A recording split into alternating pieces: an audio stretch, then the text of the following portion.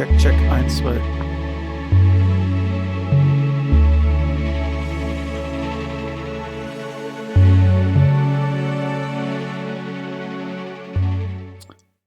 So, hallo, schön, dass ihr alle wieder eingeschaltet habt. Geht jetzt los. Hier mit Norco machen wir heute weiter. In der Adventure Time. Freut mich, dass ihr wieder den Weg hierhin gefunden habt. Ich will jetzt gar nicht viel reden. Ich muss nämlich gestehen, ich muss jetzt auch erstmal mein Wissen wieder auffrischen. Und würde sagen, wir fangen jetzt einfach mal an, laden das letzte Spiel und dann gehen wir direkt in den Memory und gucken, vergegenwärtigen uns nochmal alles. So.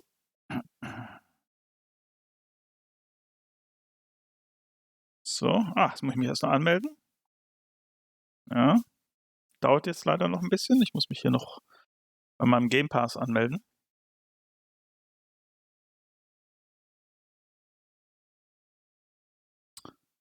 So. Okay. Das sieht doch gut aus.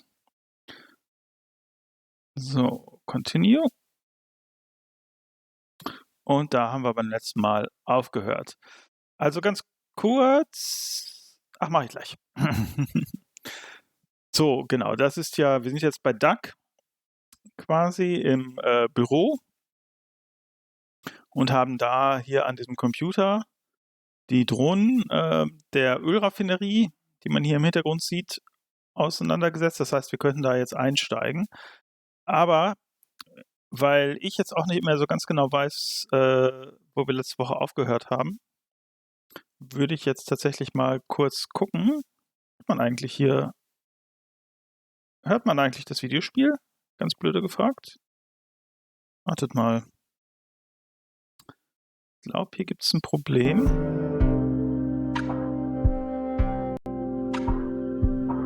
So. Jetzt hört man was, ne? Ja, siehst du? Das war der Punkt. Jetzt hört man das Spiel. Okay, gut. Jetzt sollte auch Musik da sein. Also, hallo Jörg. Genau, deswegen gehe ich jetzt mal hoch hier in unser Gedächtnis und gehe nochmal alles durch. So. Also, hier sind wir in der Mitte. You are home again. Because your brother needs you. Because your mom died. Genau, das ist der Grund, warum wir hier sind. Ich war aber unterwegs sehr lange. Down the Pacific Coast. You were in California when the summer arrived. Ach, sehr schön. Das war bestimmt sehr schön in Kalifornien. You recall the familiar smile on the face of the old man in the Central Valley ditch. That smile burned its image into your mind. Okay. Dismiss.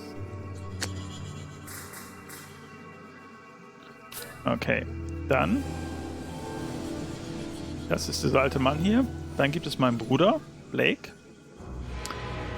Your brother. Never ended up at Floodgate Tavern. Ja, das ist nämlich der entscheidende Punkt. Der sollte eigentlich nämlich in der Bar sein. Ist da aber nie aufgetaucht. Und jetzt müssen wir uns auf die Suche nach ihm begeben. Erica said Blake was headed to Floodgate Tavern last night. Gus, the bartender, said Blake never showed up.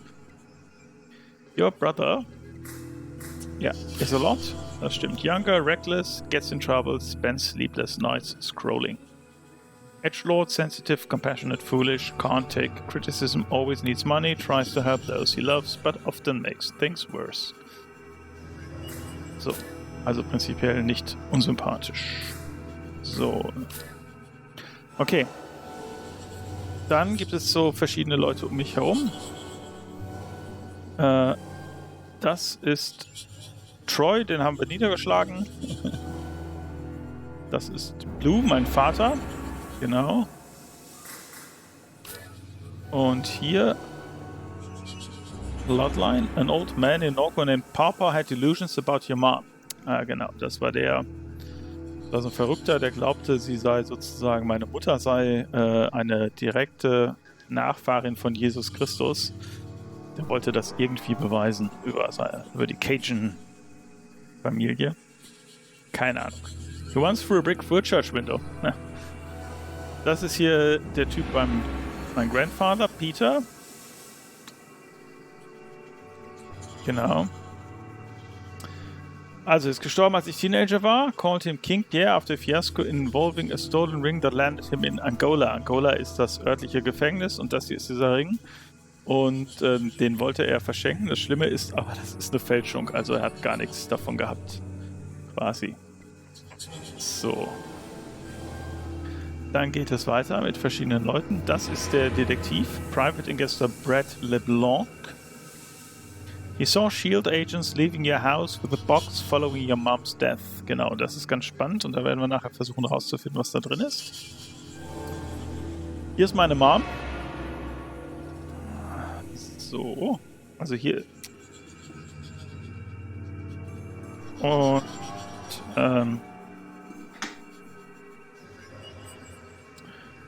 meine Mom ist gestorben, tatsächlich an Krebs.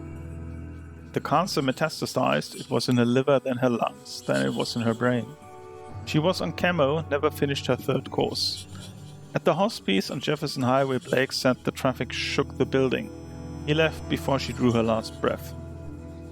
Alone with the morphine drip and the rattling glass. That's how Catherine died. Ist ja kein schöner Tod. Ja, Mom. Aber, das ist jetzt spannend, sie hat nämlich auch geforscht. Was conducting research. For who? For a client in Fat City. Okay, seht ihr, da ist jetzt was Neues. Wir wissen noch nicht, wer es ist. Your mom was conducting research, aber auch in the lake. Your mom was investigating reports of unpermitted shield construction in the lake. Shield, für die es nicht wissen, ist diese große Ölfirma. While there, she saw something. But what? Tja, was? Das mal wissen.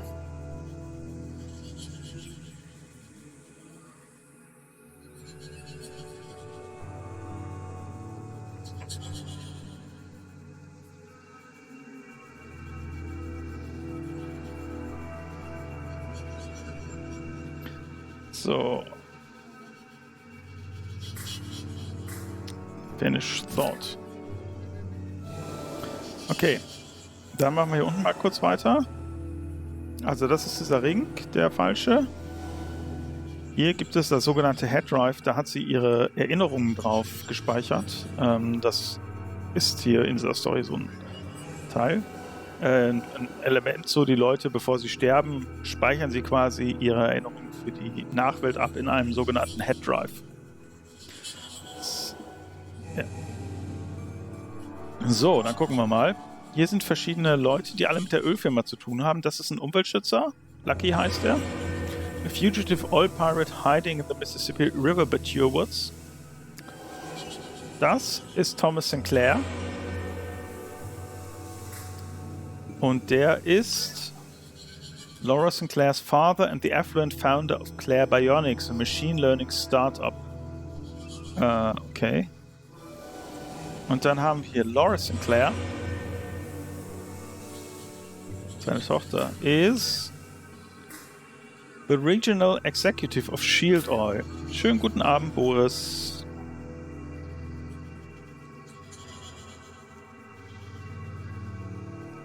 Her role is not secure. The board would like to replace her, but they fear the influence of her father. Ja, weiß man jetzt noch nicht. Und dann hatte sie aber auch ein Interesse an meiner Mutter. Doug speculates that it's because of the object your mom observed in the lake.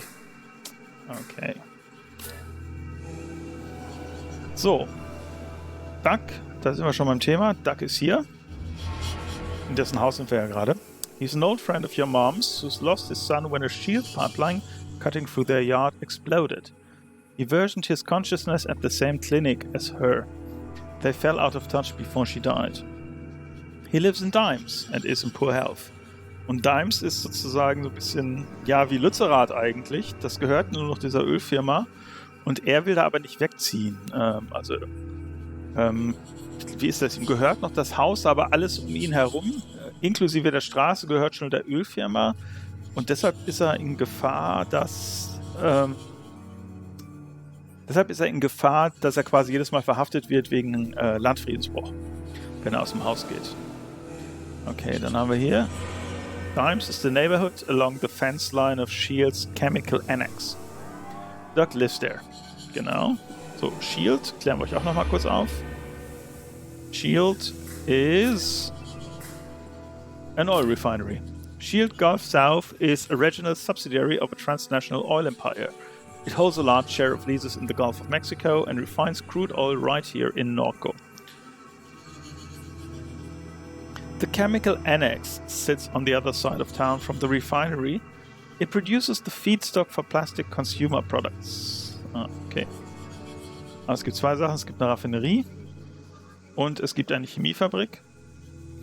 Und in der Chemiefabrik werden die Grundlagen für Plastik gemacht. Shield owns half the town. Okay. Dann gucken wir mal. Dann gibt es hier diese Reports of Construction. Da wissen wir noch nicht viel. Your mom was investigating reports of construction in the lake. She found no evidence of it, nor who might be behind it.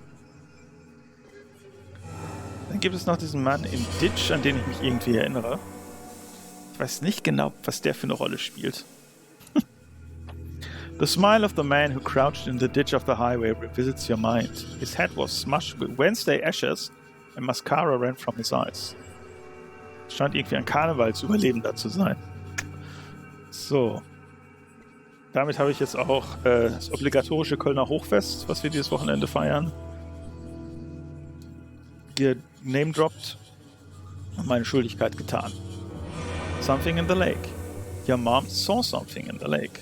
Ja, da wissen wir nicht, was es ist. Und hier ist der mysterious client. Your mom was conducting research for a client in Fat City. So, that's all you know. Ja, und jetzt muss ich mich fragen.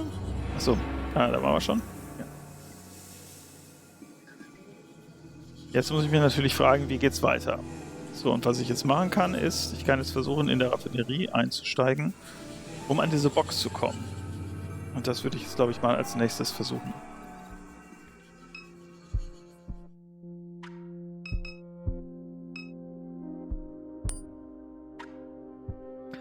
Strange Ornamental Box. So, was war denn da drin?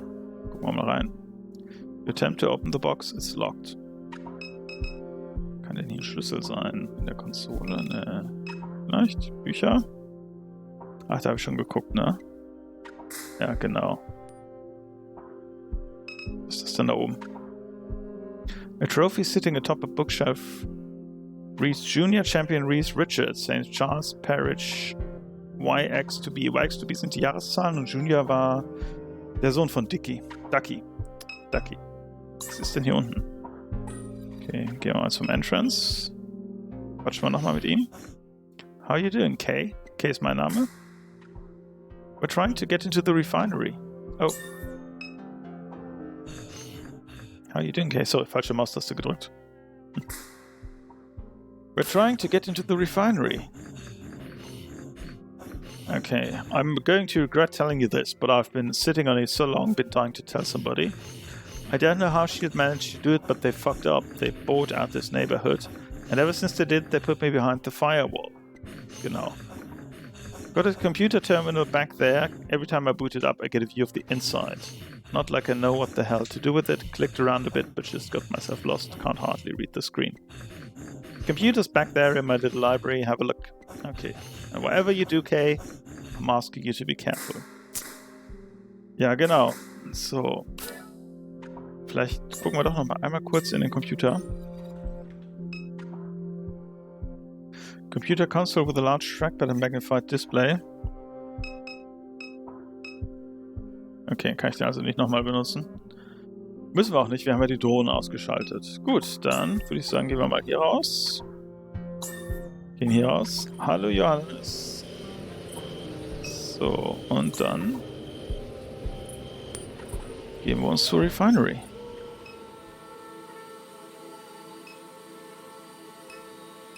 Dann nochmal nach Hause. Dimes Discount, Dimes, Home.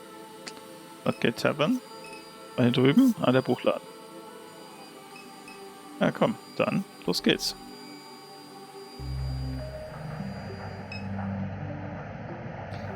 Okay. Shield. A greener world awaits. Okay. Sieht echt cool aus. Hier auch super mit den Flamingos. Guardhouse, Shield Entrance, Shield Refinery. Okay, kann ich nicht rein, ha? Reden wir mal mit denen. These are a new generation of St. Clair units. They're running the latest cloud-distributed SCOs. Their armor is composed of more durable and lightweight alloys than my own. Okay. Gaining access to the facility will not be a trivial task. Indeed, it may not be possible with only the two of us. Are you prepared? Okay, dann muss ich mir wohl noch wen suchen, ne?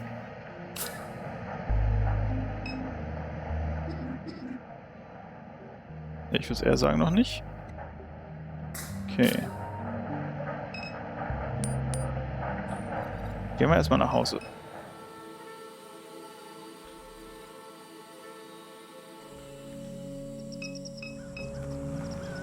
Ach ja, es ist hier die Statue der Virgin Mary. Kann man hier beten? You observe the weathered concrete and flaking paint of the statue. Inspect further. The face is especially deteriorated, framed by a system of cracks. Da ist doch was hinter.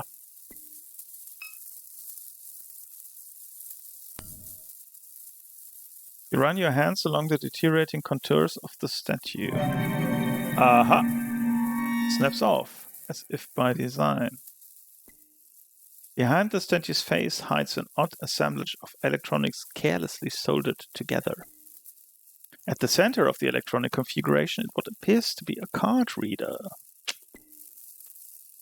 Okay.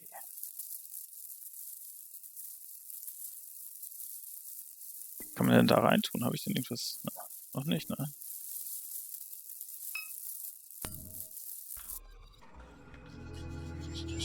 Da gibt's was Neues.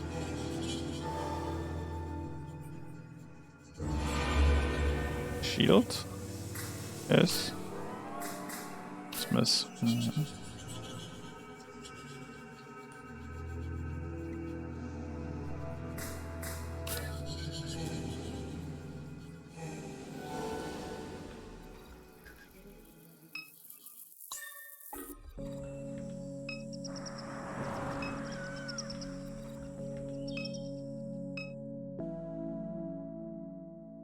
Letter from Shield Oil sits atop a stack of mail. Okay.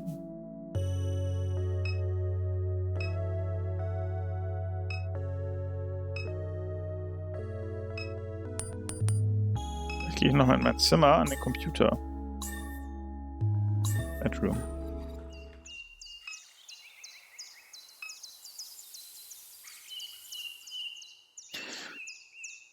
Das eine shoddy Particle Disk, okay. Kann ich den nicht benutzen? Wake Laptop. As the screen illuminates, you notice that the signal in the house is dead. No internet. Looks like Blake was using the computer at some point. He left the browser tab open. Okay. Okay, ja, das ist ja das alte Zeug. Das haben wir alles schon gesehen.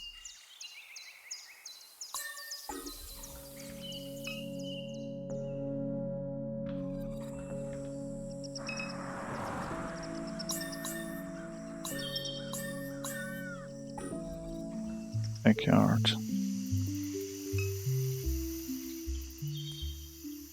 Okay, Priber kann ich offensichtlich nicht mitnehmen.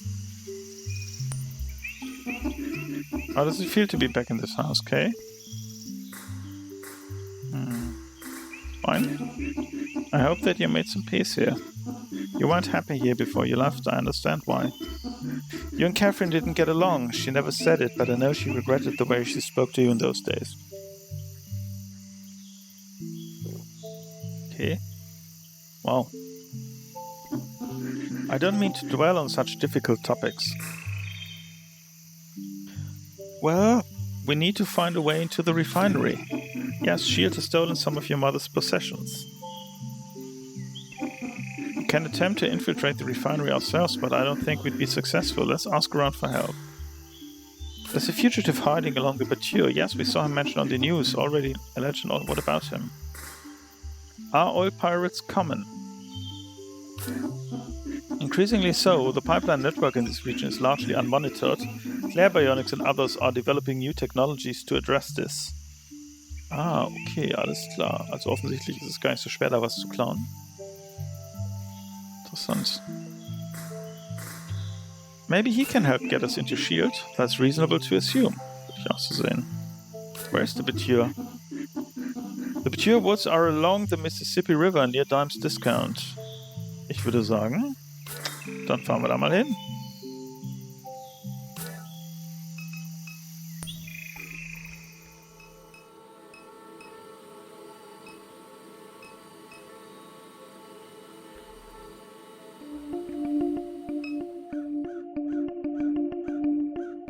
Dime's Discount. A freight loader is being repaired in the Batur Woods over the levee. Wir sind die Deiche, ne? Sure. So, dann gehen wir doch mal in der Batur. Oh. Da ist er.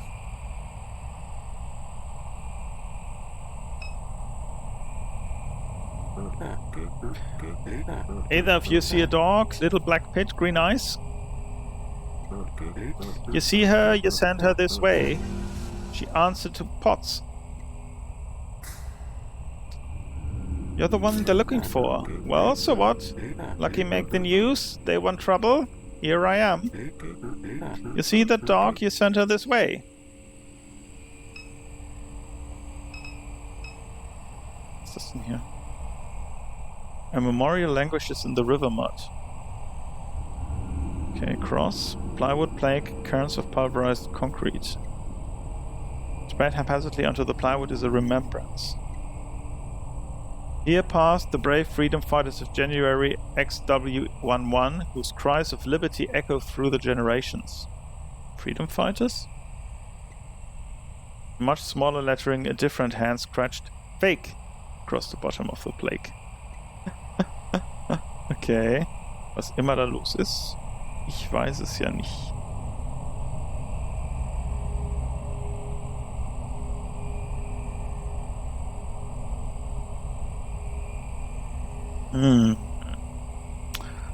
Okay, ja, müssen wir mal nach seinem Mund gucken, ne? Gehen wir mal zurück hier. Vielleicht ist er at the gas station. Achso, ja, das habe ich schon. Okay. Gas station.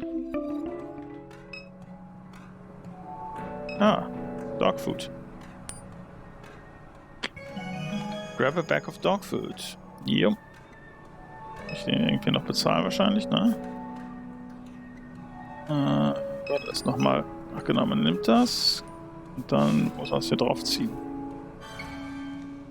You scan the dog food. Thank you for your purchase.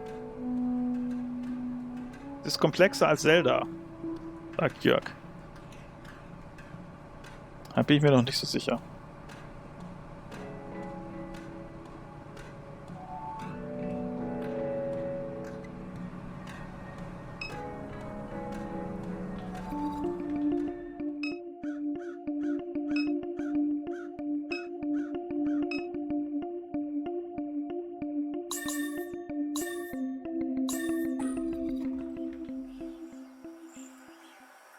Die hatten doch einen Hund. Wo war denn nochmal ein Hund? Sie haben doch irgendwo zwei...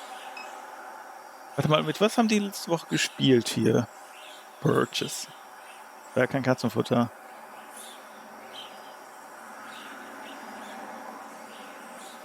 Vom Buchladen war doch ein Hund. Oder habe ich das falsch im Kopf?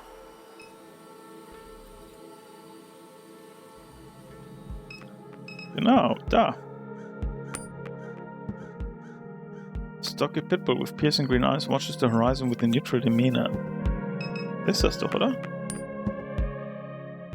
To reach down to pet the dog, she shows her teeth and growls softly. Eat dog. You pour a heap of food onto the ground before the dog.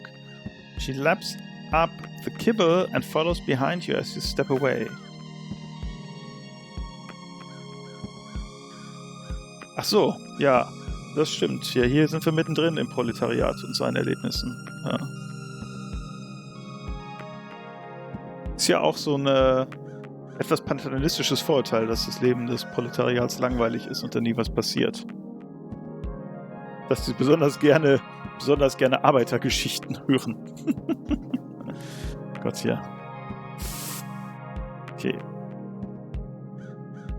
Ich will jetzt nicht, also weiß ich nicht. Es gibt ja so eine ganz bestimmte Art von Proletariat-Sicht, die ich immer so ein bisschen komisch finde, weil sie sich auch nicht mit meinen Erfahrungen mit der arbeitenden Bevölkerung deckt.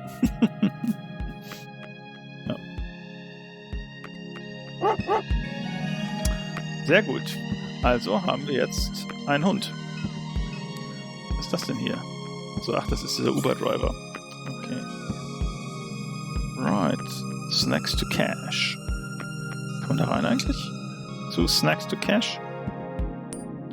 Dann fangen wir mal zurück. Nach Dimes Discount.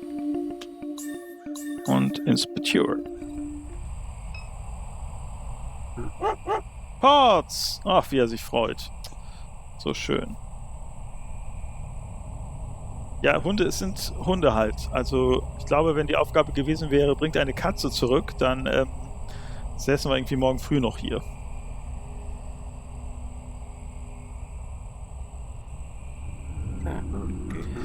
You brought back my pot liquor. She was having me worried.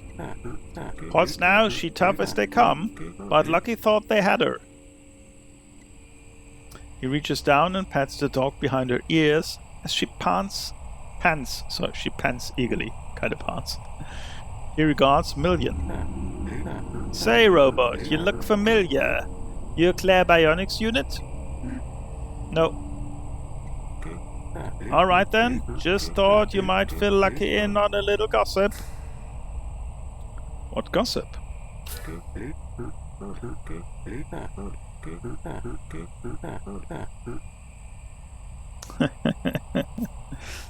Ja. Hier erzählt gerade jemand im Chat, wie er mal Flugblätter vor der Fabrik geteilt hat und dass morgens um 6 niemand achtseitige Pamphlete lesen wollte. Ja, ist ganz interessant. Ich war mal auf einer Veranstaltung hier in Köln mit dem Jan Ole von der AK und ein paar Leuten, die hier unterschiedlich lange im Betrieb waren.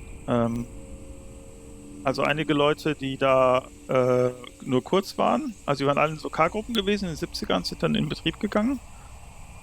Und andere haben das aber durchgezogen. Auch bis zum Ende. Der Peter Bach, der hier in Mülheim, wo ich wohne, die Geschichtswerkstatt macht, der gehört dazu. Und ein anderer war der Rainer... Wie hieß er denn? Rainer... Ich komme gerade auf den Nachnamen nicht. Auch ein bekannter Kölner Linker. Der wurde dann aber Sozialkundelehrer an der im Bergisch Gladbach an der Gesamtschule. Rainer Schmitz, genau. Und das war ganz interessant eigentlich, was sie so zu erzählen hatten, weil die auch alle so sagten, wie ihre Motivationen waren und was sie da für Erfahrungen gemacht haben. Und so, das fand ich eine ganz spannende Geschichte. Und zum Beispiel diese bekannte Gruppe in Bochum, die Gewerkschaftsgruppe um den Rainer Einenke, das ist auch tatsächlich so eine Geschichte. Der Einenke ist auch in den 70ern da in den Betrieb gegangen quasi, weiß aber nicht mehr, in welcher Gruppe der war und ist dann auch dabei geblieben. Gut, jetzt gibt es kein Opel-Werk mehr und so weiter, aber wäre auch ein bisschen zu viel erwartet, dass so eine kleine Gruppe da gegen so einen großen Konzern ankommt. Okay, back to the text. Laura Sinclair, she one usual character, turning the refinery inside out on some wild goose chase. For what? What I was hoping the robot might tell me. But anyhow, they call me Lucky. I stick around here. You need help, you find me. Well, help is just what we need. That right? We must infiltrate S.H.I.E.L.D. to retrieve some stolen property. We could use a hand. I done got past them fences more than I can count. That's a good time. He even got me a couple grenades in my back. Okay, couple grenades. Lucky'll come. You can count on Lucky. So, ich hoffe, mein Akzent ist nicht zu schlimm. Now that there are so many of us, we'll need the truck to get around. Okay. Let's return to the house. I hope to finish repairs quickly. Alles klar. What you got, Kay? Okay, ich frage den jetzt nochmal kurz. So what do you know about S.H.I.E.L.D.? Lucky know about all there is to know. What about it? Well, how long has the facility been in Norco? S.H.I.E.L.D. came here early. All this area was plantations. Weren't no money in that after slavery. Okay. Got all that oil rig right there in the Gulf. All companies come in, get the land cheap, river connects straight to it. Whole operation down here used to be run from their central headquarters. Then they split it up to get around some laws. Now you got this regional corporation with Laura Sinclair at the top. The man laughs. Bet they regret that idea. Well, tell me about Laura Sinclair. Laura Sinclair ist Regional Executive of S.H.I.E.L.D. Norco. Nochmal kurz zurück. Das ist ganz lustig, dass er auch jetzt die Sklaverei nochmal hochholt. Das war ja auch ein Thema in diesem akademischen Buch, was wir ganz am Anfang gelesen haben, hier von dem Spiel. Dass quasi alles, was diese korrupten Ölfirmen machen, schon in der Sklaverei angelegt war. Ich muss mal kurz hier ein bisschen hier an meinem Ding rumrücken. Ich hatte letzten Wochen echt ein bisschen Kopfschmerzen, nachdem ich hier die ganze Zeit unter dem Headset war. Board of Directors appointed her because of Thomas, her daddy. They was thinking they get her daddy. Look how that worked out. She done lost her mind and Thomas, he don't want nothing to do with her. What do you mean? Well, hell, he's in all the newspapers. She's been sending survey teams out into the lake. Why she's sending them out there? Don't make no sense. That area of the lake, they ain't got no oil, no salt domes. Whatever she's looking for, it ain't much to do with oil. Okay. Tell me about Thomas Sinclair. Thomas started the company that gets all the security contracts around here. Got his degree from LSU. Moved out to California to make robots. Man's a billionaire. LSU ist wahrscheinlich Louisiana State University. S.H.I.E.L.D. boards of directors appointed his daughter thinking they could get some of his expertise at a discount. They ain't known the drama back then, but they sure know it now. Thomas legally disowned his daughter. She tried stealing Claire Bionics out from under him. Okay. Some people say she even tried to kill him. Okay, right. Enough about S.H.I.E.L.D.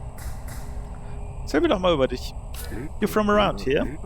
Lucky come from Vachery, right up the river, but he done traveled the land, walked to Knoxville, sailed to Mexico. Lucky done seen a good piece of this world. Okay, jetzt das Wichtigste, die Frage nach dem Hund. Pot's been by Lucky's side 2 years, found her pregnant beneath a car one day. Couldn't stand to see her like she was. Met a man with some land, wanted the babies. Thought we'd part ways eventually, but shoot. Guess I got used to her being around. She returned all I did for her many, many times.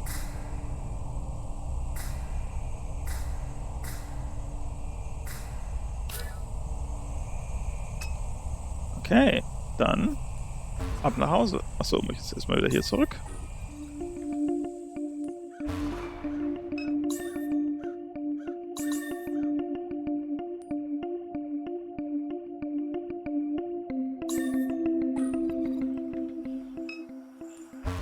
Kann ich den da nicht zurück?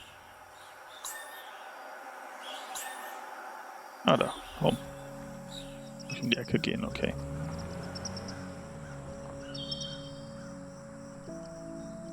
Nein, ich will in den Backyard, ne?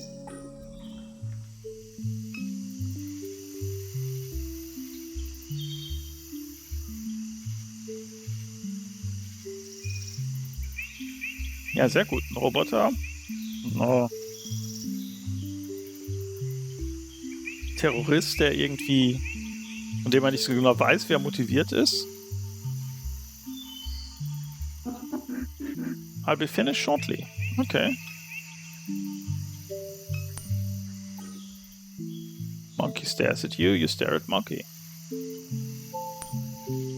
Ist hier was Neues? Ne, ist nichts Neues. Gut, ich könnte jetzt die Info ergänzen, aber das wäre ein bisschen langweilig. Warum kann ich jetzt nicht den Hund streicheln? Lucky waits beside the trunk. Da schnack ich noch mal eine Runde mit ihm, ja? So this Medea's house then?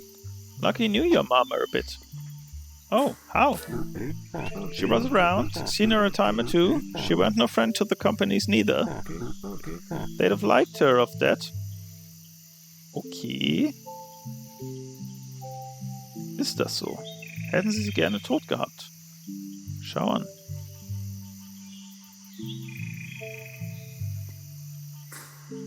Well, they got her wish.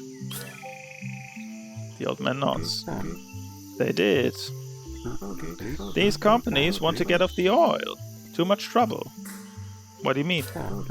Well, they put the wind turbines out in the Gulf, and now they're building a brain. A brain? Das ist doch Super Duck, oder? Well, everybody know they're in there building a brain. All the refineries is doing that. Got to hook them all up. Make a bigger brain. Bigger brain? Okay. But that ain't enough to outsmart Lucky. Lucky's smarter than any big brain you can dream up. Okay. They're going to use it to find fuel out in space. Verstehe. Das Elon Musk war wahrscheinlich nicht beteiligt, der hat ja nur Elektroautos. Best of luck to them. Ain't nothing wrong with trying to make a buck. Well, then why get in the way? Lucky ain't in nobody's way. Everybody like Lucky just fine. Well, did he blow up an oil pipeline? Oder war das Andreas mal? He maintains a neutral expression as he watches the tree line. Well, Lucky done blowing up all kinds of shit. People think Lucky hates S.H.I.E.L.D. Lucky don't hate S.H.I.E.L.D. He just like causing trouble. Without S.H.I.E.L.D. ain't nobody have a job in this place. Okay. But here come that robot. We best get moving. You wanna talk more? Just tap me on the shoulder.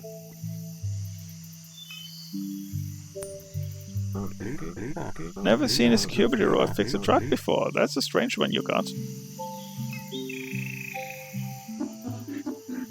I finished repairing the truck. Shall we attempt to access S.H.I.E.L.D.? Well, let's go.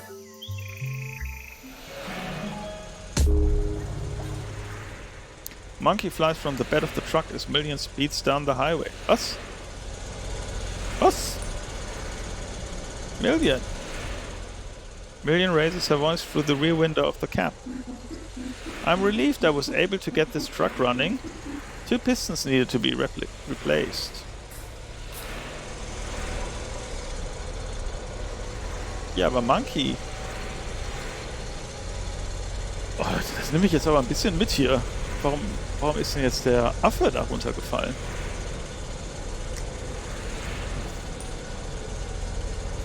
Und ich finde ihn später wieder.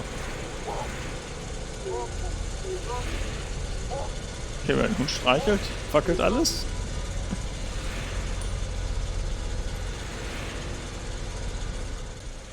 Lucky shouts over the noise of the highway. What you got, Kay? Ah, okay. Auch nichts Neues, ne? Gucken wir noch mal in die Mindmap.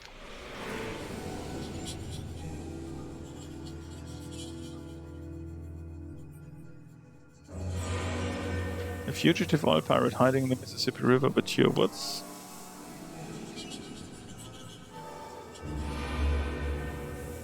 S.H.I.E.L.D. is building a brain. Lucky says S.H.I.E.L.D. is developing an artificial intelligence in order to conduct exploratory missions for off-world mineral reserves.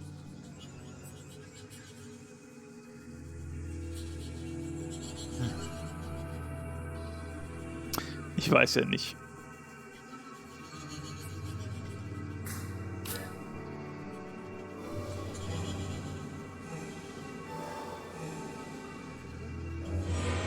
Laura Sinclair is...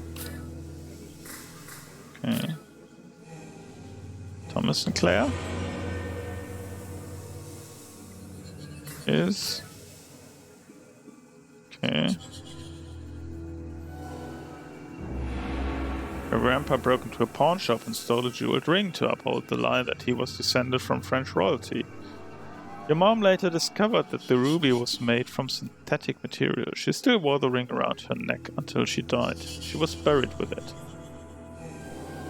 Okay, here's someone's head drive.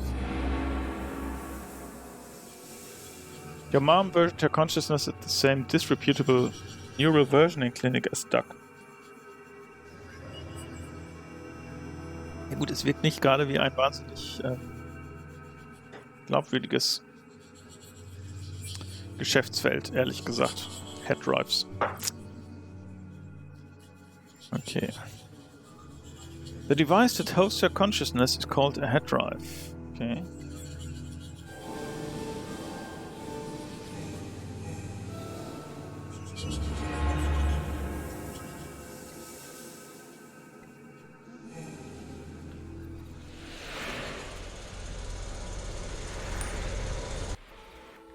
Also muss ich wahrscheinlich auswählen, dass wir hier zu Shield fahren, ne? Okay. Gut, wie kommen wir denn jetzt rein? Let's whoop these two so we can get moving. Ja, wie whoopen wir die denn? Spaßvogel. We're fortunate to have Lucky's help. We should listen closely to his advice. Okay. Let's whoop these two so we can get moving.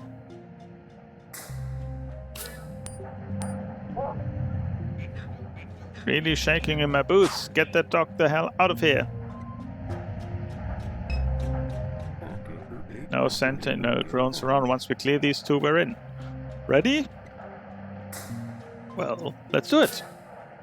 The man nods. Jetzt kommen wieder diese Spielchen wahrscheinlich, ne? Okay. Gut.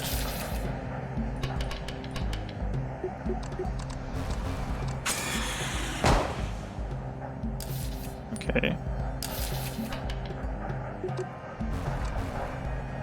Oh nein.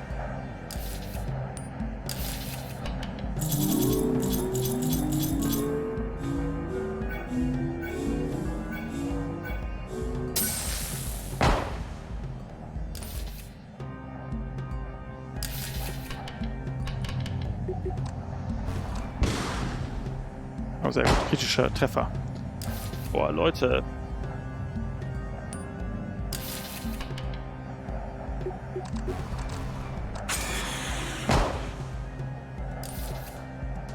Boah, du Schwein.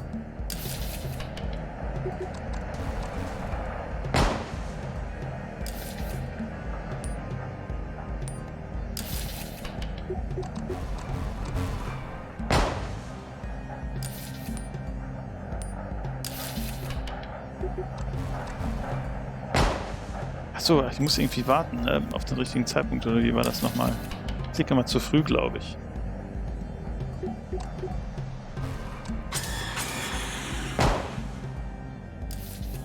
Okay, ich glaube, das schaffe ich nicht mehr.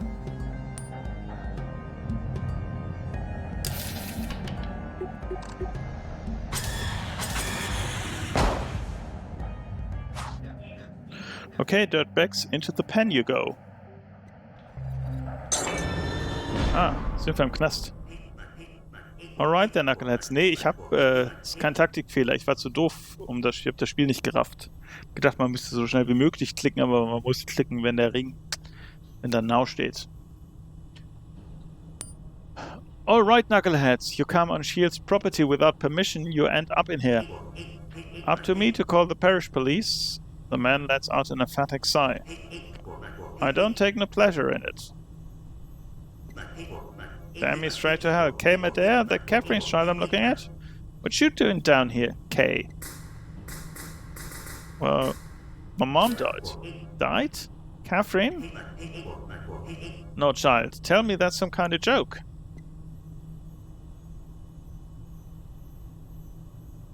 A look of anguish overtakes the man. I just saw her a couple of months back. She still had a sparkle in her eyes. I knew she had cancer, but...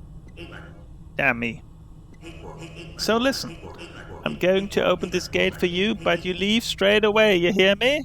This plant's dangerous. And this maybe ain't the right time, but... You tell that brother of yours Mr. Rick ain't playing no more. You try to steal my four-wheeler again, I'll put a bullet in his ass, that little son of a bitch.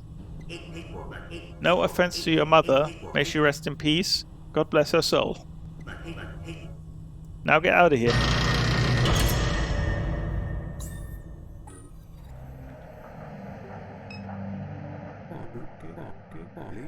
Okay. Gut. Diesmal krieg ich's hin. Ah, warte mal. Vielleicht erstmal speichern.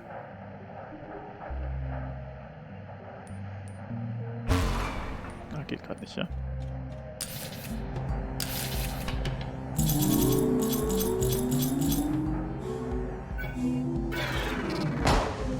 Okay.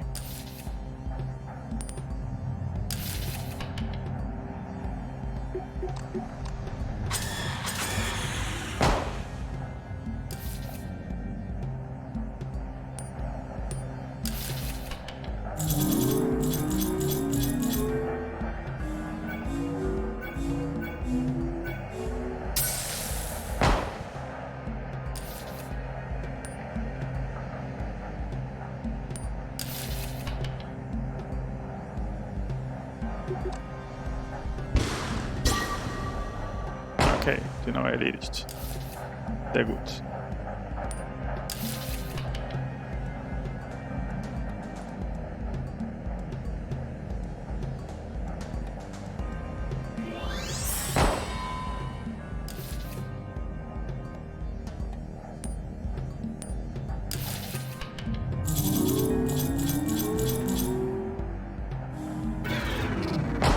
Ach, scheiße.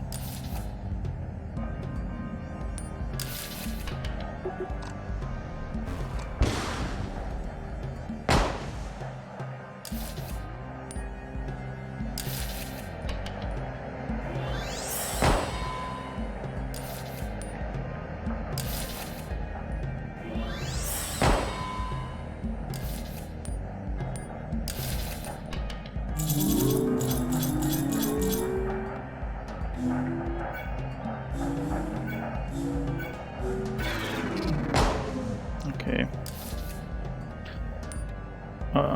Gut. Okay. Schafft. Nothing much to it. When them sentinels not around, they let you more or less walk into the place. And would you take a look at the big fella? Big fella? The freight mover? Hell of a machine. Could really put on a show with one of them. Okay. Ja, das Kampfsystem ist ein bisschen, genau, es ist verwirrend. Es gibt quasi zwei Minispiele. Bei dem einen musst du das richtige Muster von diesen Symbolen, die richtige Reihenfolge nachklicken. Das ist quasi wie Mission Impossible.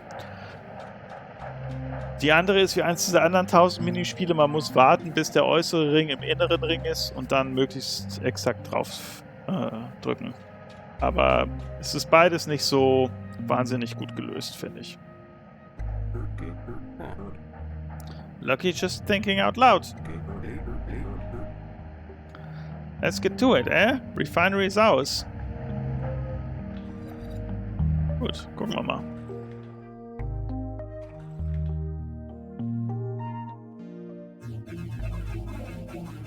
Oh, neue Rückblende.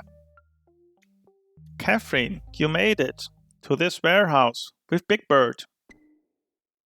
Catherine? Yeah, sure did. We have a job for you. It will pay. It will solve some problems before you die. Dallas. Was ist in Dallas? No stranger to the network. You will assist, Catherine.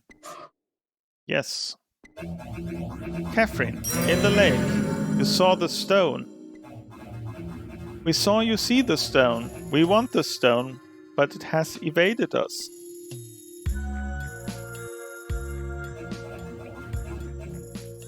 Superduck is... what else? A network. A system of signals, wireless communication of locusts and frogs, cypress roots, disease vectors, internet of flesh, biomimicry, internet of internet, radio towers. What the fuck? Okay. Distributed AI, distributed birds in flight. Superduck saw you see the stone, because Superduck was an eagle in the sky. The stone is a sky thing that many want, but it reveals itself to no one.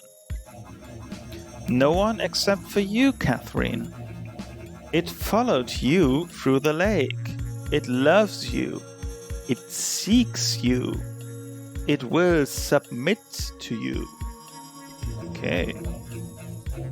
But we must act fast. Shield wants the stone. Claire Bionic wants the stone. Superduck wants the stone. And John has the stone. Yes, John. John. Everyone hates John. Everyone follows John. Influencer, dopamine fiend, convinced himself he has faith in God, convinced others even. Some young and idealistic, some old and bitter. These are the Garretts of John. Garrett? Garrett from The Office oder was? You will find them gathered in the bowels of the Prominent Mall in Kenner. Ach, das sind diese Punk-Typen, die quasi nach der Flood gekommen sind. Okay. John has hidden the stone in this forgotten place. He will use the stone in an attempt to fulfill his prophecies, but his are the prophecies of a fool. Okay. Got it? Go get me shiny stone. Hurry before you die. I want to eat it. Have a good evening, you two.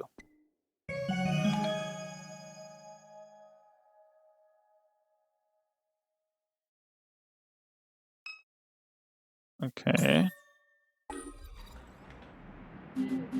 Can you please explain to me what...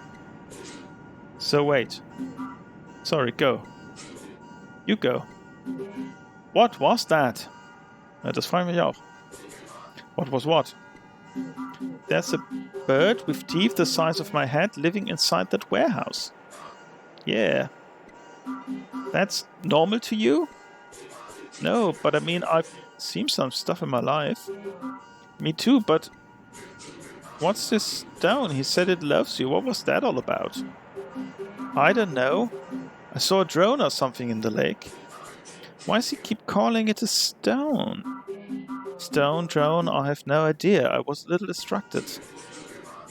Well, I need you to start paying attention, or neither one of us is getting paid tonight. Stimmt, wir sind hier bei dieser Mechanical Turk oder was das ist. I got the gist. Some internet weirdos are living in the mall and they've got the stone. Well, that's right. Kenner John and his gang. They're keeping the stone at the old Prominent Mall in Kenner. We need to find a way inside, get the stone, bring it back here. You got that? Well, go to the abandoned mall, steal the magical stone, bring it to the giant warehouse bird. Couldn't be more clear. Oh. Okay. Doors are locked. Okay, da komme ich also nicht rein.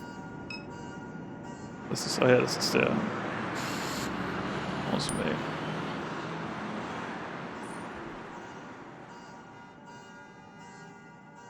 Wie ist denn aus meinem Crackjob?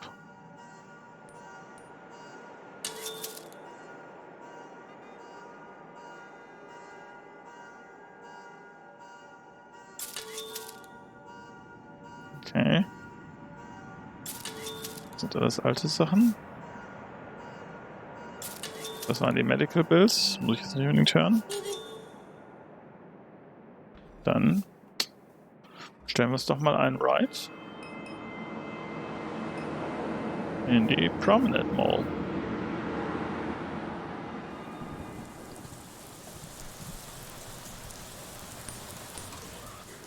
I'm ready to retire.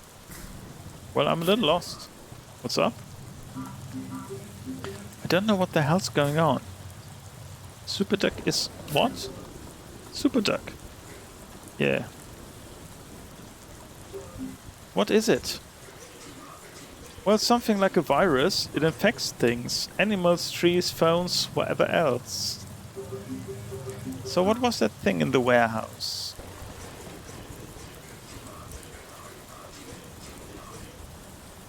A node in the network. There's a handful around the region. You use the app long enough, you get to know them. And the app is for doing whatever this virus wants you to do? I don't know. Just how I keep the lights on. Well, who's John? The thing in the warehouse mentioned a John. Kenner John. You don't know Kenner John? Never heard of him. Happy for you. He makes videos. They get shared all over the internet. I watched a couple religious stuff. You religious? I turned away for a while, but the cancer brought me back. No doubt.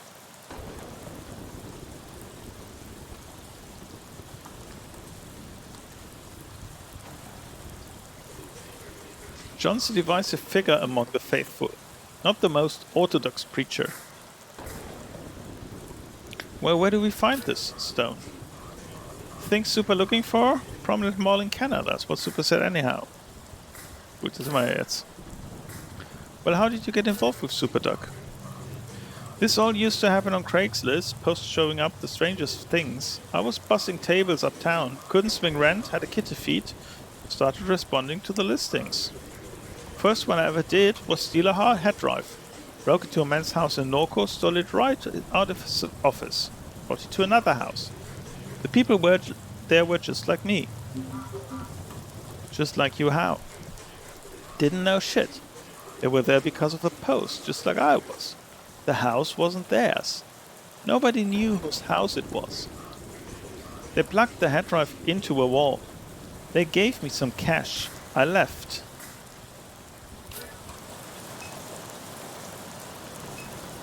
Gut, ich gehe mal davon ein, dass ich hier wahrscheinlich durch den Seiteneingang am besten reingehe, ne? Oh, was ist das? That's Keith? Who? Keith Broussard, guy I went to high school with. Where'd you go to high school? Destrehan. Destrehan's right down the street. Not so odd you'd see him here.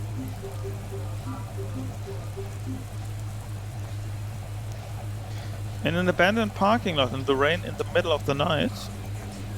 Guess I've been on this app too long. Seems fine to me. Keith? Hey, alright, sister. Thought that was you. Ach, das ist der Typ aus der Bar. What's up? What are you doing? What are you doing? Well, I'm working. Me too, working a case. Starting a little news website. What's the website? Ain't got a name yet, still trying to come up with something cool. Keith's News Alert or something like that.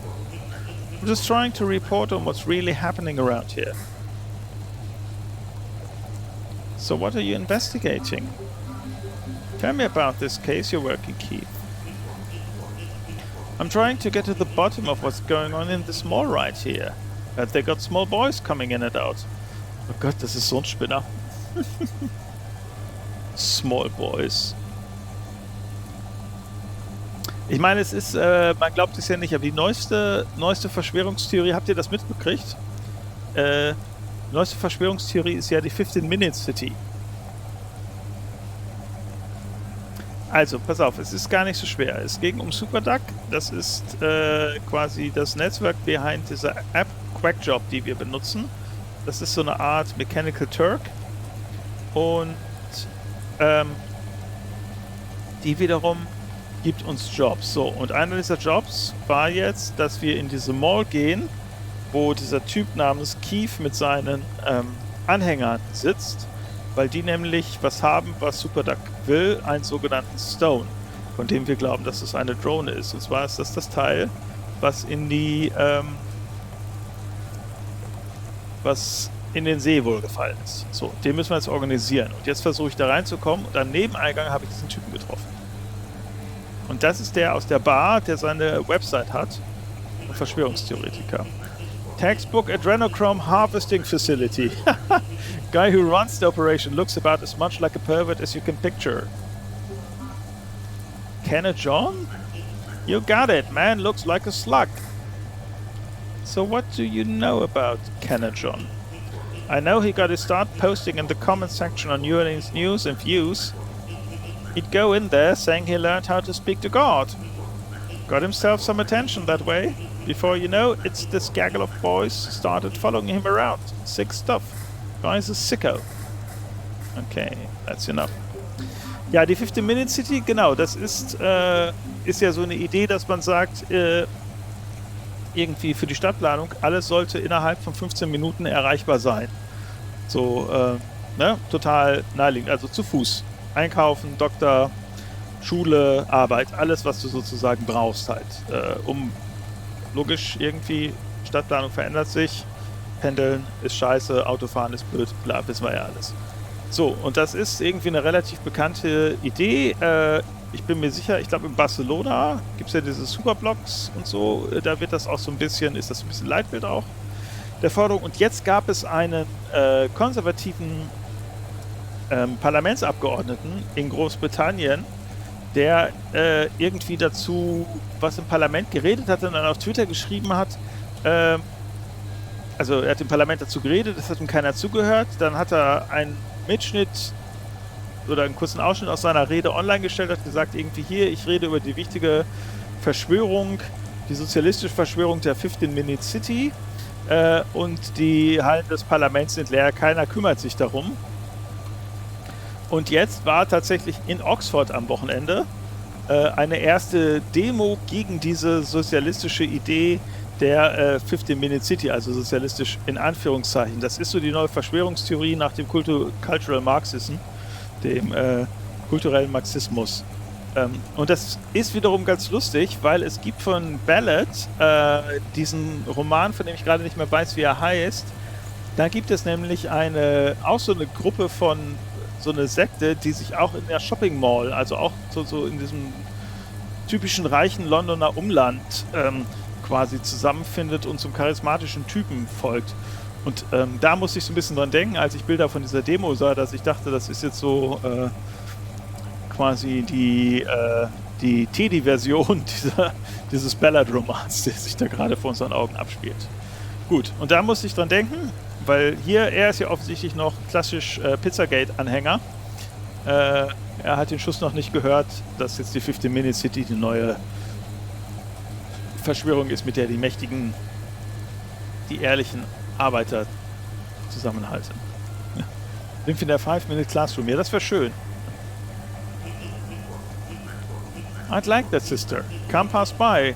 Why I don't see you around the often these days? Well, staying busy. You mind me asking you something? Just a thing I find myself wondering about. Sure. Don't mean for this to be rude, but how come you treated Blue the way you did? One of the best men I ever knew. Was habe ich denn jetzt schon wieder falsch gemacht? Why would you ask that? You kept his name. Figure I couldn't have been all bad, just something I wonder. Well, I wonder about something else. Hey, forget I asked. Well, I'm too busy to be thinking about that right now. Then go be busy, Kate. I didn't mean to rattle you like that. Okay, ich will aber jetzt hier rein. Was ist das denn hier? Electronic device. A small plastic case device lies in the grass. What is that thing? Had to guess, I'd say it was a tracker. Don't know what use it is laying in the mud. Wahrscheinlich einer verloren, ne? Hier ein Auto. Auto mid-size SUV, older model, well maintained.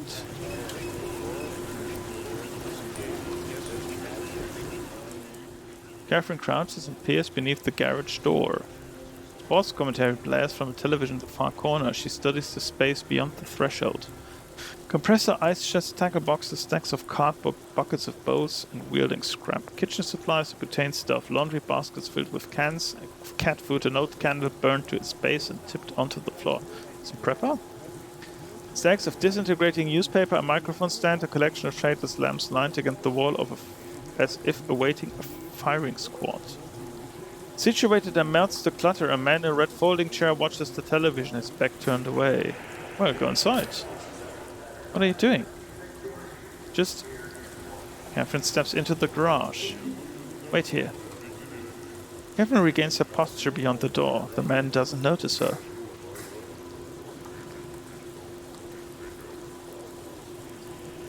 Ach, diese Wüstenstadt in Saudi-Arabien, ja, die ist auch lustig. Diese lange, beknackte, dünne Stadt. Ja, das wäre gut, wenn wir da in 15 Minuten überall hinkämen. Das wird aber nicht funktionieren. Das ist ja wirklich die am schlechtesten geplante Stadt der Welt.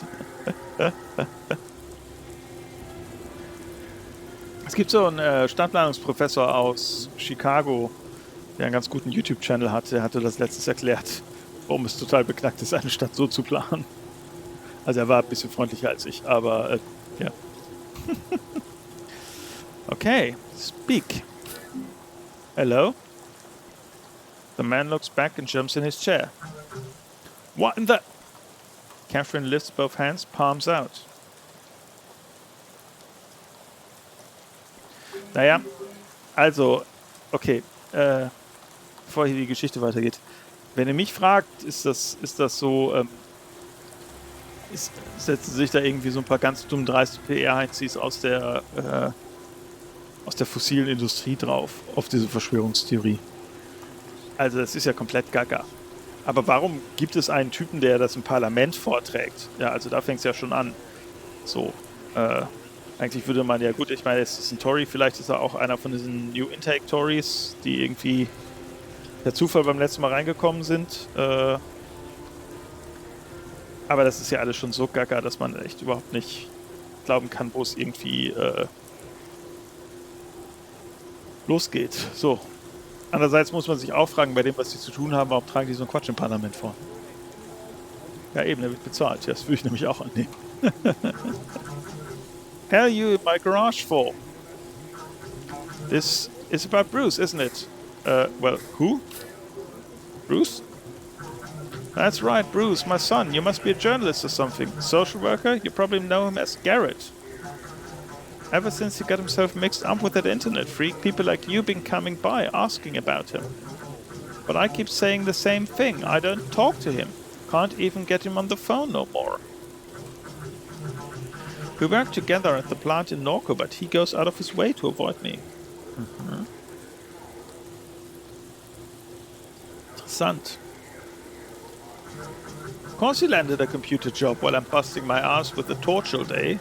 Won't even look his daddy in the eyes. Well, my kid, she left. Never came back. It's hard. Hard, all right. Can't focus on nothing around here. Always waiting for him to call. Even started digging through all these boxes, looking for the little stuffed monkey he'd carry around as a kid. Hä? Noch jemand mit monkey? Sounds just like my daughter. Figured I could give it to him as some kind of peace offering. What would you tell him if he ever came back? Hell, I don't know. Get some sense? Guess I'd say... Well, I'd say... Bruce, you're my boy. And this here is your home. Wouldn't turn you away for nothing. That cult shit, that garage shit. Let it go. Just come back home. Vielleicht geht es hier um Richard Garrett, also Lord Ultima. Lord Britannia heißt der, ne? Von den Ultima-Rollenspielen, der Typ. If you see him, if you see Bruce, you tell him that. Hell, you can even record it and hang onto it until you see him. He blocked my number. I can't get a word to him. Well, I don't have anything to record with. Then come back when you do. I repeat it, I ain't got no shame left. Now go on, get out of my garage.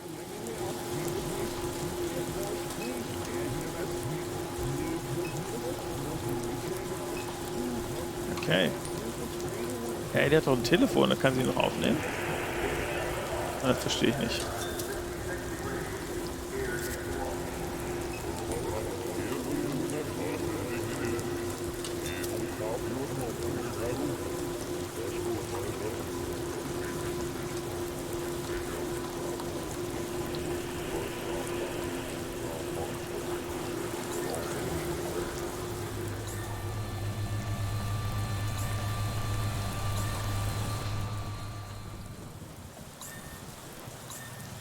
So, okay, da ist noch der Drainage-Kanal.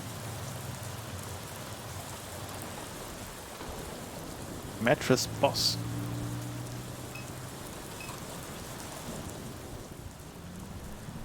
A fence adjoins the backside of two strip malls. Crevice spricht man das auch, ne? The crevice between them reveals a smear of light towards Williams Boulevard. So British. Oi, so British. Beyond the fence is drive-through chicken, car audio, mattresses direct to you, water towers and power lines and crumbling concrete and traffic signs, abortive landscaping attempts, unkept shrubs, solar-fed Christmas lights, weathered and forgotten. Okay. Drachen, man muss ja einfach lieben. Aber hier kann ich nichts machen, ne? Canal. The downpour finds its way into the drainage canal, its water level slowly rising.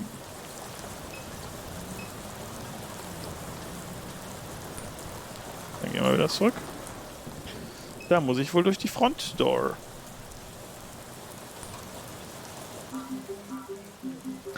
I used to come here all the time as a kid. Well, same. I knew it fell on hard times, didn't know just how hard. Dann nichts hier rein. Ah, da sind ja zwei Garretts. Ach, die heißen Garrett. All three? Ah, das ist Lord British hier.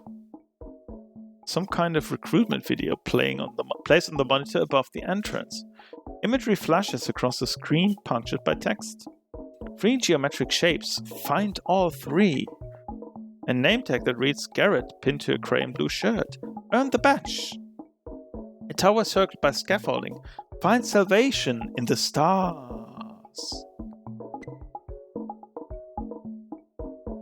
No ditchman, no scum.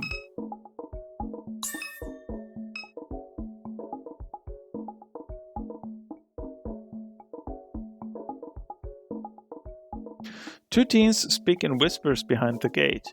Each has a similar bowl cut, lacks shoes, and wears a blue-colored shirt with a name tag that reads Garrett. The older of the two eyes Catherine indifferently. Yeah? Well, is the mall open? Been a long time since I've come by this mall. Is it still open? The two boys snicker. Not for you. Where are your parents? Das kommt immer gut zu die Frage. I don't know, watching Jeopardy or some shit. Got some candy for us or something? Give me a ride to basketball practice. Glad we got this gate to protect us. Well, we're trying to get inside. Either of you gentlemen care to help us into this place? No one's going to help you. You have to help yourself. Is this how you live your life? Walking around parking lots in the rain asking for help?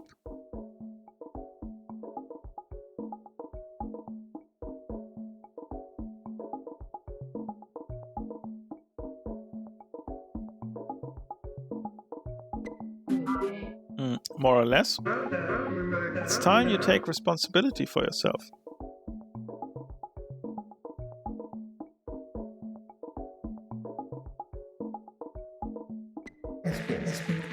Lift. Become strong. Get a new fit. You look like you're wearing a bag. No more soft drinks. I hate soft drinks. Also sind jetzt in dieser Mall. Ihr müsst auch mal aufpassen und nicht immer hier nur alte Videospiele recherchieren. Sind in dieser Mall, weil wir diesen Stone holen müssen. Und sind wir am Eingang von dieser Mall. Then don't drink them. You need to be initiated before we can even consider letting you in. Initiated? How? Und jetzt versuche ich gerade hier diese beiden Sektenanhänger zu überreden, dass ich mich reinlasse. Aber es ist sehr lustig, dass diese Sektenanhänger wie so die Angestellten aus Superstore aussehen. Humorous.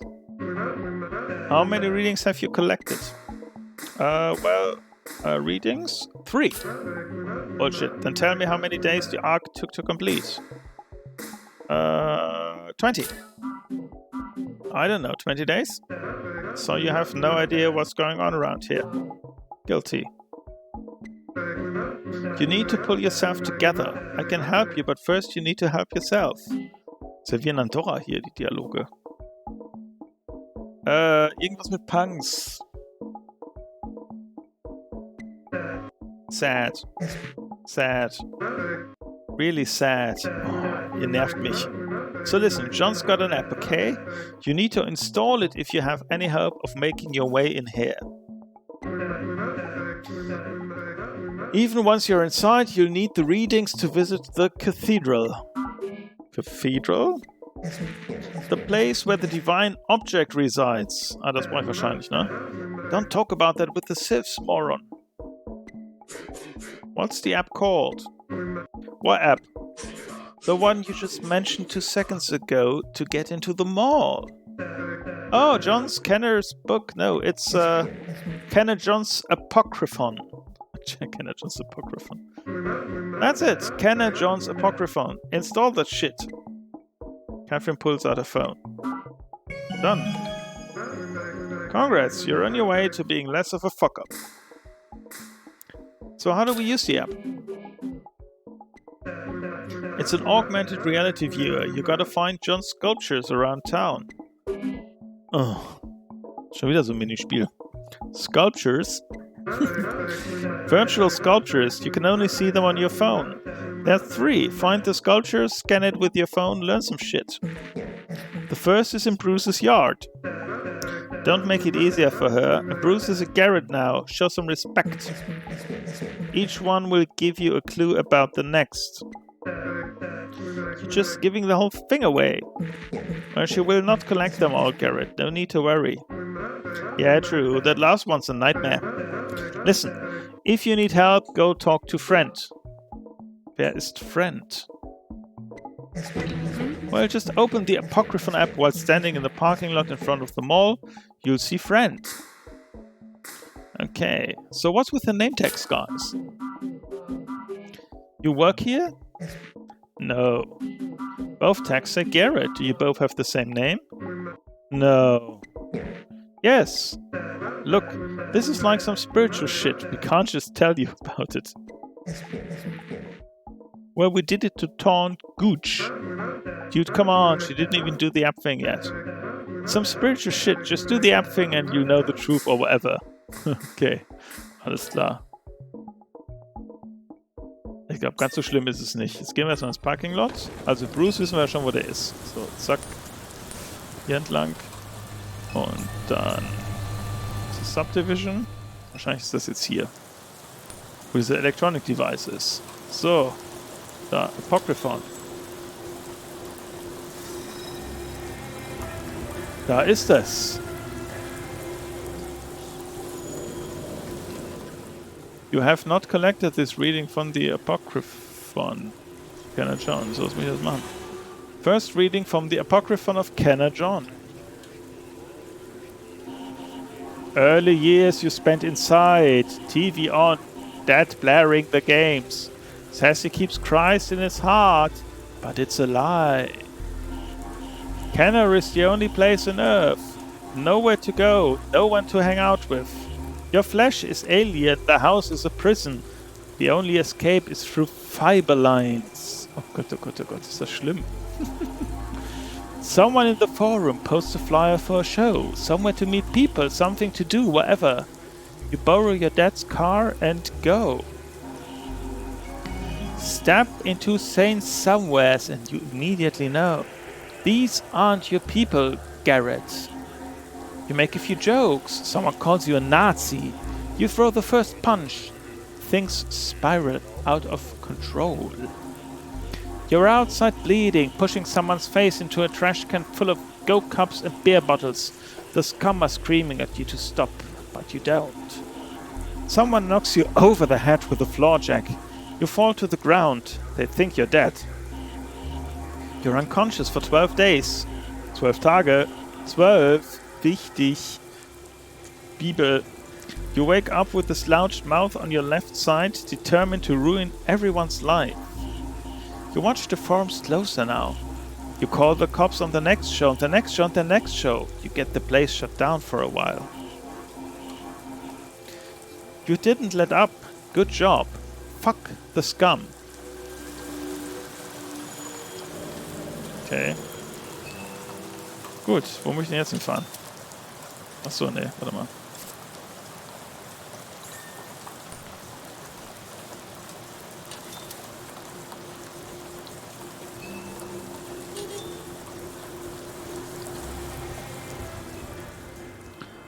So, dann fahren wir mal zu St. Somewheres, huh?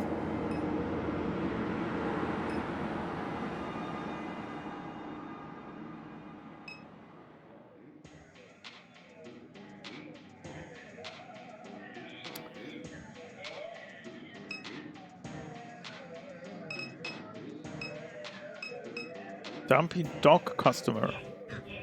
Ooh, my stomach still doesn't feel right. Well, that hot dog finally catch up to you?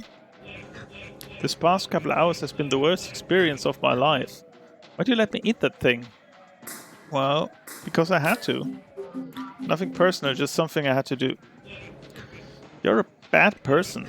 After you left, my stomach started screaming. You know how hard it is to find a bathroom in the Quench Quarter? But you found one. That's good. No, I didn't find one. So what do? You don't want to know. Yes I do. You give me bad vibes, you know that? You want to know how I dealt with the insane explosive diarrhea that I got because of you? Is this some kind of power trip or something? Do you go around coaxing young men into eating old grey meat most nights, or is this a special occasion? Special occasion. And then you follow them around and see where and how they took a shit? This is what you do with your weeknights? Yes? Well, I'm here, aren't I? Alright, fine, I'll tell you, but just remember that you asked. So after you leave the French Quarter, I'm standing there with Flandelas, enjoying my second hot dog. I can tell something's wrong with my stomach. I run up the street to use the bathroom as some tourist trap, but the bouncer throws me out right when it's my turn in line. By that point I'm desperate. I unlock my bike and start riding home as fast as I can. I nearly run over a couple of pedestrians. I'm on Elysian Fields in St. Claude, major intersection, tons of traffic backed up for about a quarter of a mile because there's an accident. I know that I'm going to shit myself. It's coming. I'm in a state of complete panic. If I shit right there, dozens of people will see it. I need privacy fast. There's a stretch-line limo Hummer pulled on the side of the red road with people hanging out on the sidewalk next to it. Looks like high school students. They may be getting ready to go to a dance or something. They all congregate on one side of the limo, like on the sidewalk. I'm on the street, on the opposite side. So I drop my bike right there on the street and sneak into the limo as quietly as I can. No one's in there. They're all outside. I don't think twice. I just pull my pants down and let loose.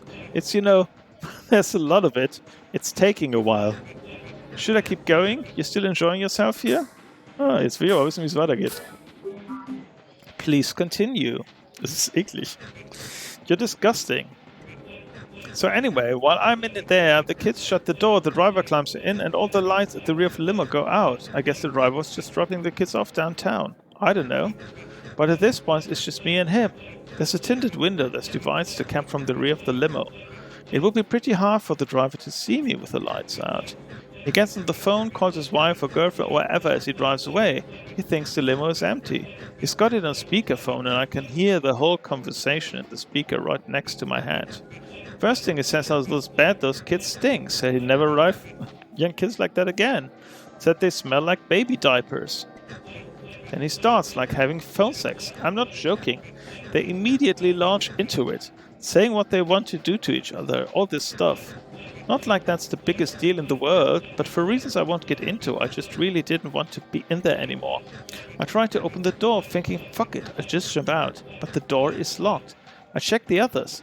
They're all locked. I crawl up to the window and start tapping on it. Sir, you forgot me. He hangs up the phone, cracks the little tinted window. Who in the hell are you? He asks. Well, I'm one of the kids. You forgot to drop me off. He starts shouting, what is that smell? What is that smell? My heart is beating out of my throat. I can't breathe. He rolls up the window, calls the police. Again, I hear the entire conversation. Operator asks him what the problem is. He says a man broke into his limo and took a shit in it just like that. A man broke into my limo and took a shit in it. They ask him his location. He pulls off on the side of the road and waits for the cops. I'm begging on the window, begging for him to let me out, saying I'll pay for him to get it cleaned up. He pretends I'm not even there. Still care to listen? Okay. Na Gott, ist das eine schlimme Geschichte. Well, of course. Alright, so here's what gets me. The New Orleans Police Department has never showed up to anything on time. It takes them hours to show up to a murder scene, right? Well, a squad car pulls up behind the limo within like 3 minutes. At this point, Em, I can't even explain to you. I'm having a heart attack. I'm dying.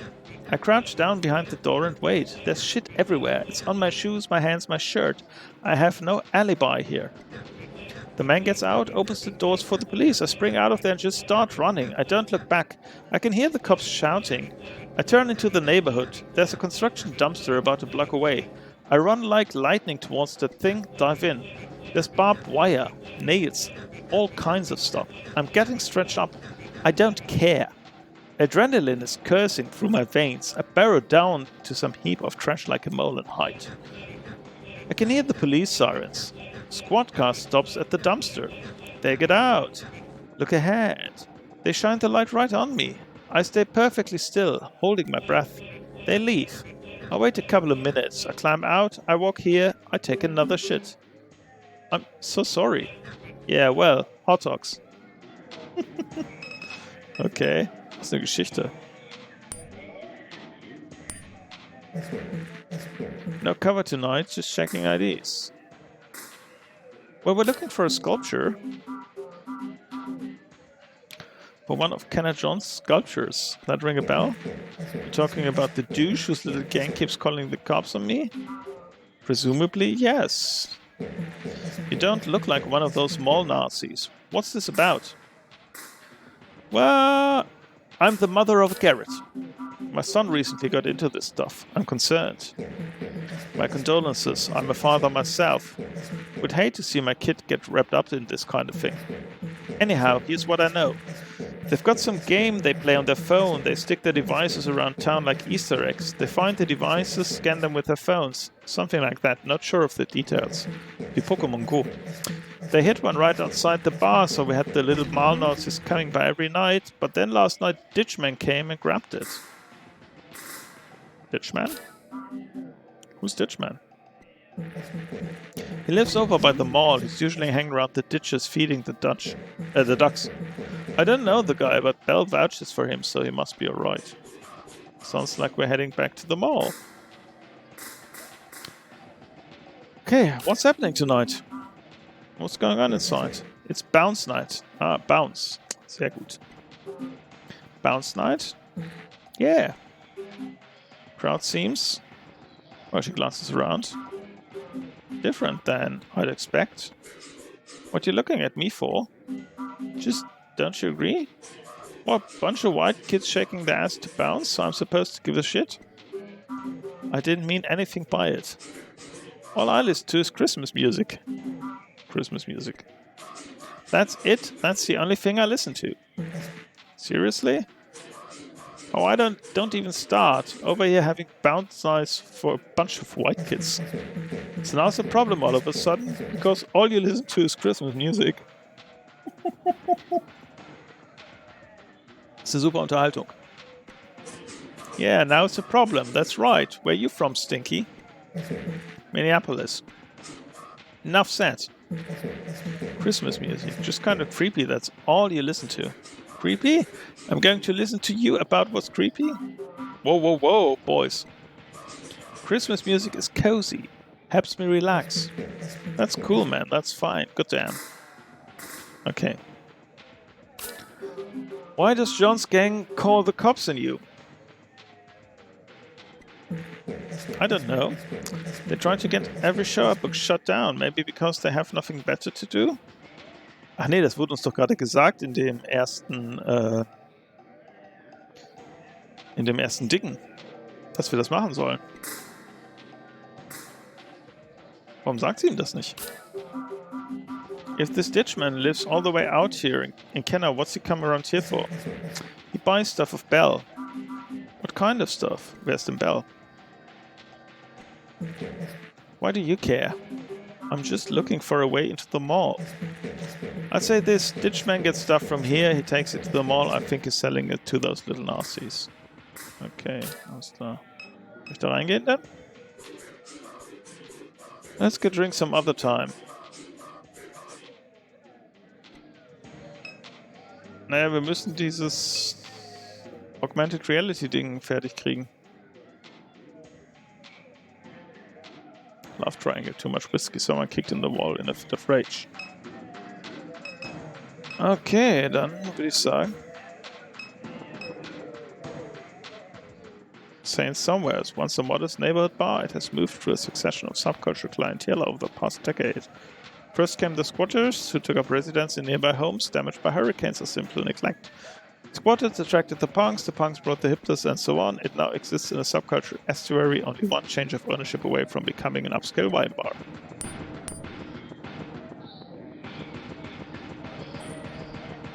So, Bounce auf jeden Fall super.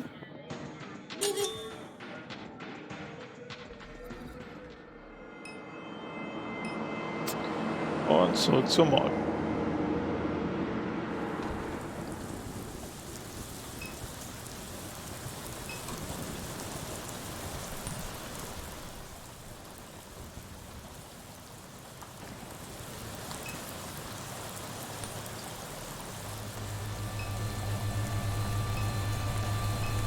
Okay, guck mal, das Ding auf dem Dach.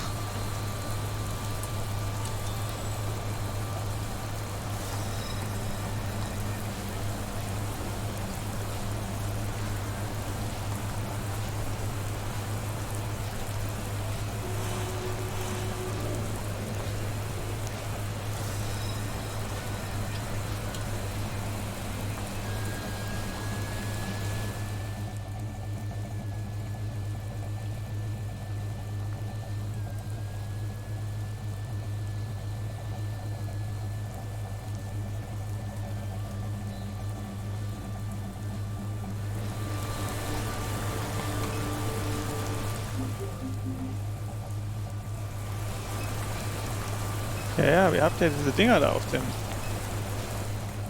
Dach.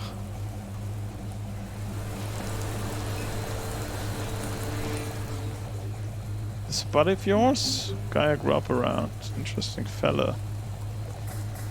So where's the second sculpture? Apparently the way these sculptures work is they use little tracking devices to tie the sculptures to specific locations. According to the girl guides, someone named Ditchman grabbed the tracking device that was over there. Sounds like he brought it back to Kenner with him. Okay. So how do we get into the mall?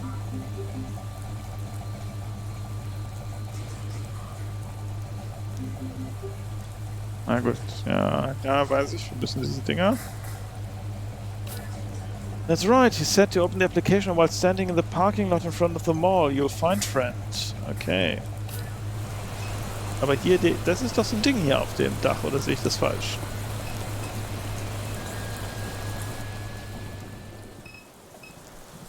Ich guck nochmal gerade, lass mich einmal kurz hier an der Seite bitte gucken. Hier irgendwo eins ist. Jawohl. Hier ist doch das, ein Sensor. Ah, alles klar, guck mal. All Plastic Device. Gut.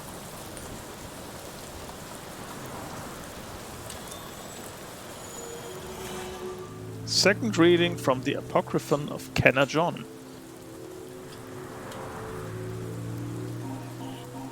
Leave the hospital and discover faith, that immaterial essence.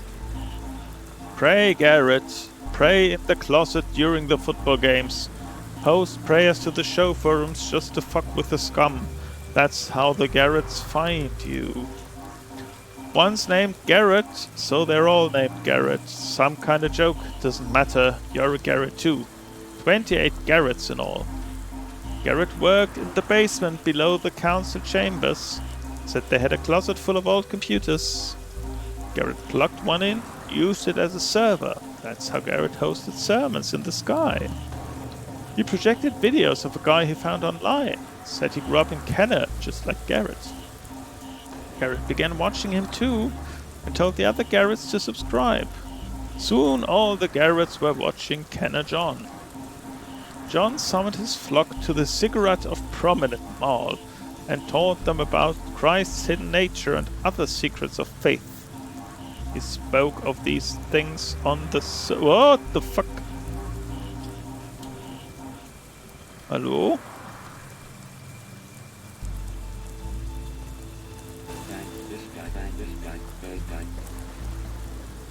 Oh, what do I think about? Don't you just hate him?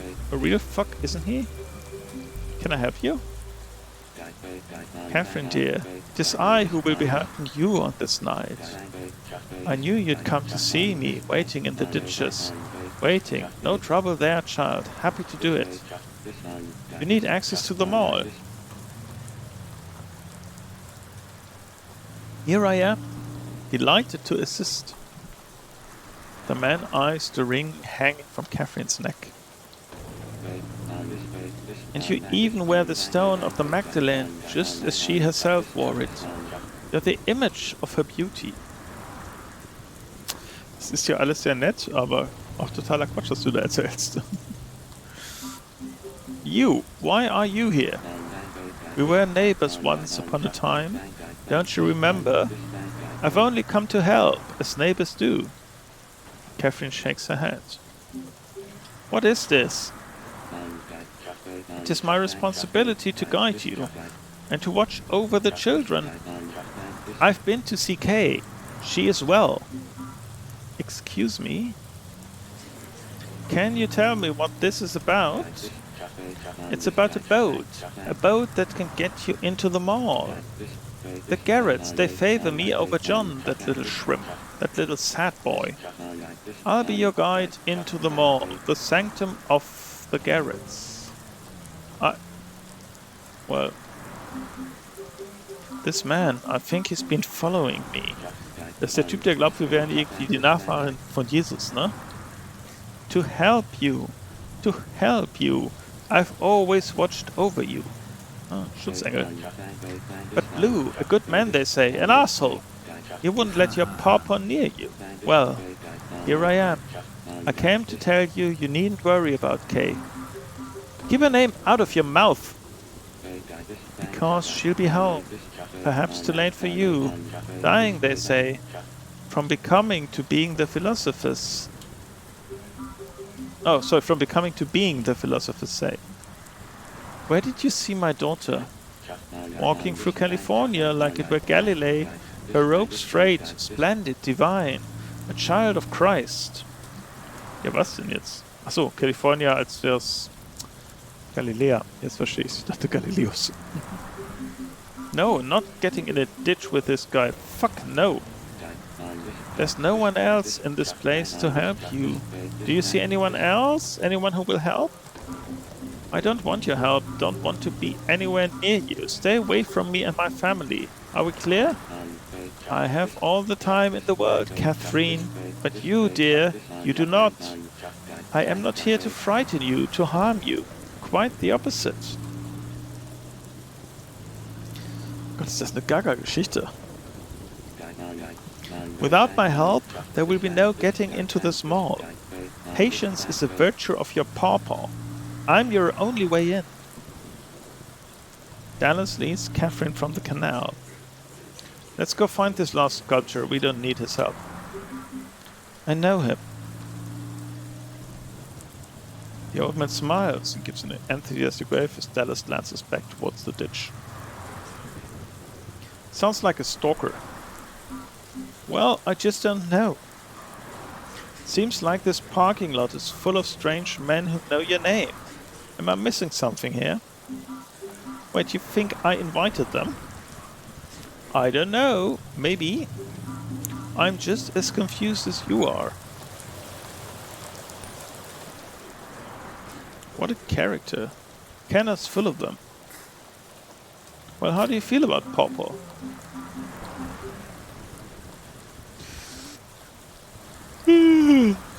Was machen wir denn jetzt? Probably about how you'd expect, like he's batshit. What's he pulling all that nonsense from? I don't know, I seem to attract these people. Ja, offensichtlich. Thought you might be the type. This is conjecture, but my father, love him. He wasn't the most honest man to come out of the crevasse, Louisiana. He used to spin up all kinds of tall tales about a family's history. And more than a few lost souls believing him. Figure this guy's part of old man Pete's living legacy. Huh? Alright. So all that stuff about the necklace. Not even getting into it. Hey, I get it. Okay. Tja. Na, erstmal das Ding zu Ende.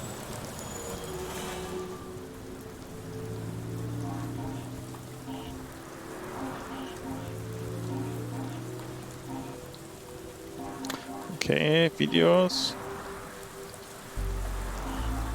John summoned his flock. Okay. He spoke of these things on the server beneath the council chambers as he did above the concrete in the New Orleans sky. Gut, jetzt habe ich das ja auch. Alles klar. Ja, gut.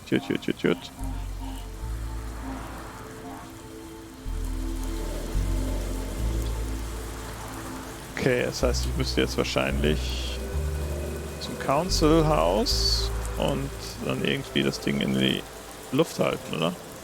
Warum gehe ich denn nicht mit dem Typen da rein? Das ist doch einfacher.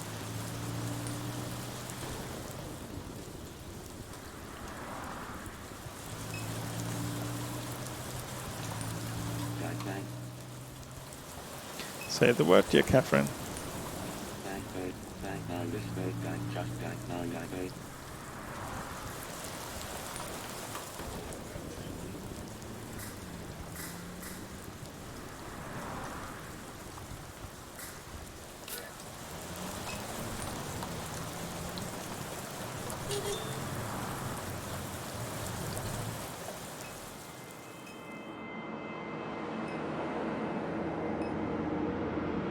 Okay, fahren wir mal downtown.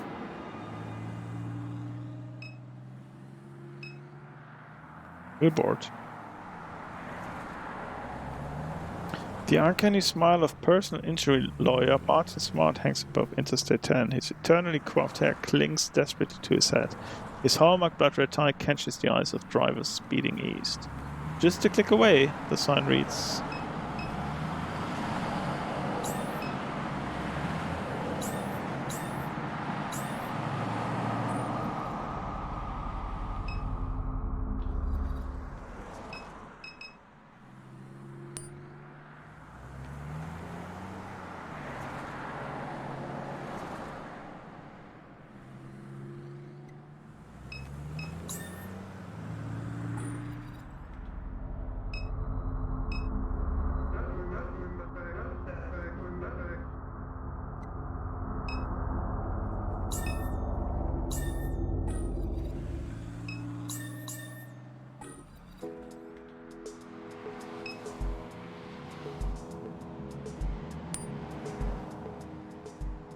A woman with an exhausted expression sits on a bucket with a forgotten cigarette burning in her fingers.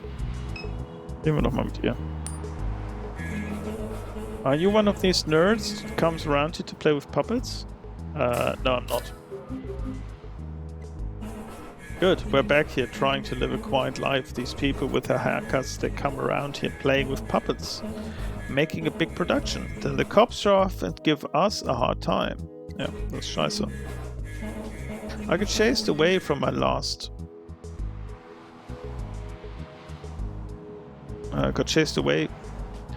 from my last spot. I'm not trying to deal with that again.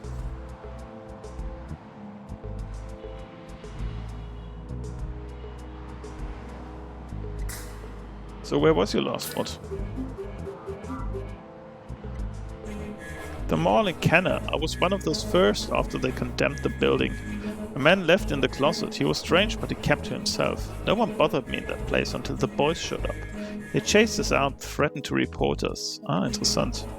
Little bastards. The guy John, their leader, he should die. I hope the closet man lives up to his words and kills him. City Hall. Da muss ich doch hin.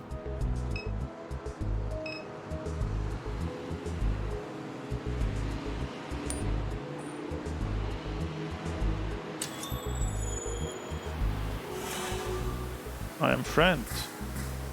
We need your help. I don't understand the readings. This last reading had me stumped. Discovering the third reading of John is the most challenging. I could not help Gooch. From the second reading of John. Server beneath the council chambers as it did above the concrete in the New Orleans sky. Basement sky.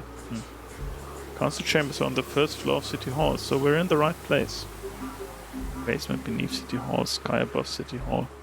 Yes. Okay, alles klar. Wollen wir nochmal.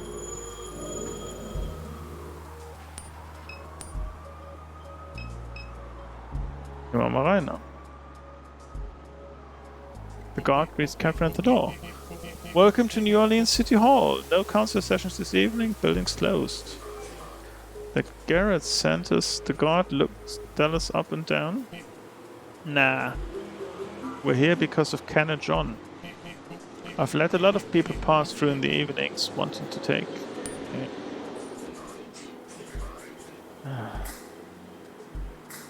Why?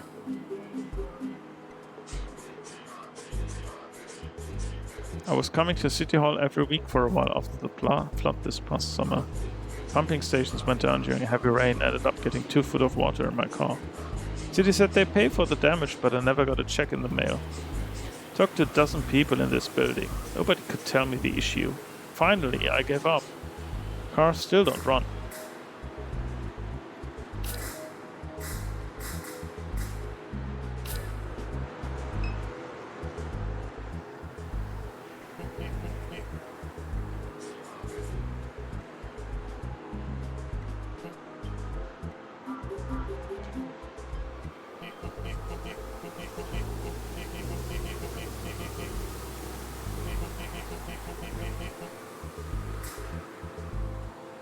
Well, does the city know about this? Well, we're serious. Why? To earn Kanajon's favor, we want Kanajon to notice us. You ever watched any of that man's videos? Guys lost a few marbles along the way. They make sense to me. The guard shakes his head. This whole city lost its mind. Listen, there's some funny stuff that happens in this building at night. If you're thinking you can just walk up to the roof, it's not like that. And be careful getting around. One of the generators went dead, the elevator's out, and so are the stairwell lights. Okay.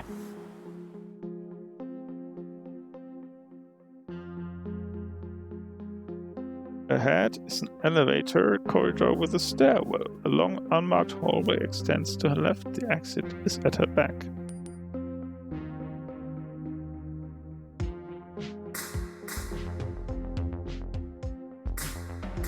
Up to the elevators. Stairwell is ahead. Okay, it's a stairwell. Go up. So.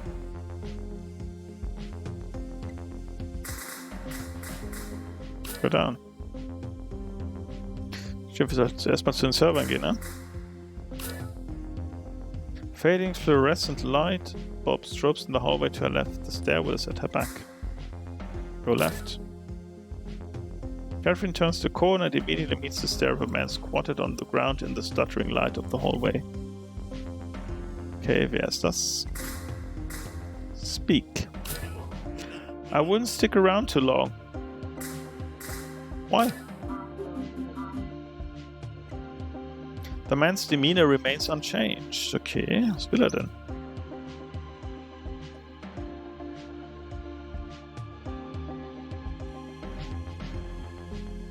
Verwirrend.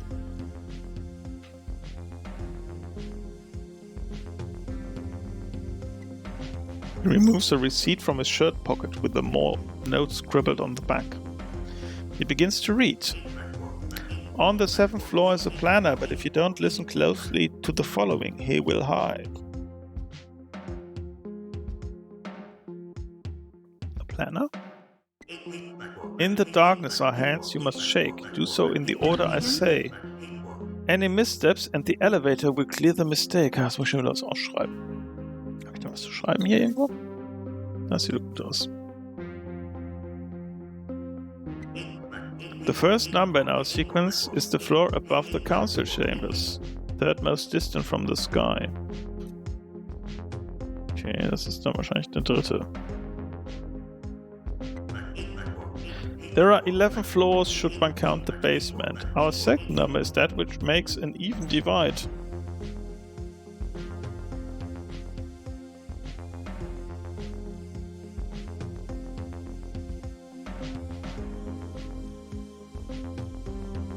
So, ne, Quatsch. Ist dann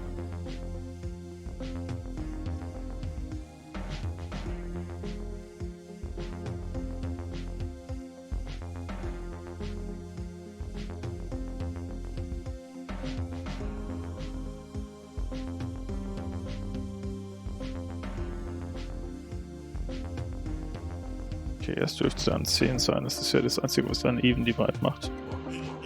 And the third is just above it, 5th from the sky.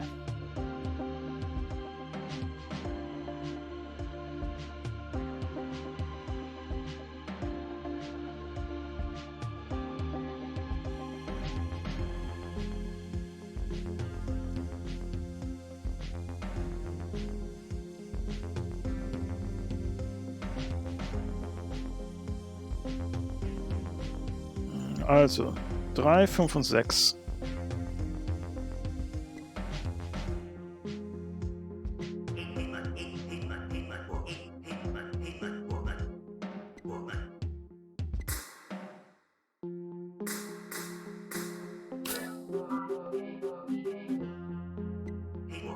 Like I said, I can't help you. If you need help, then go outside, open the app and talk to a friend. Okay.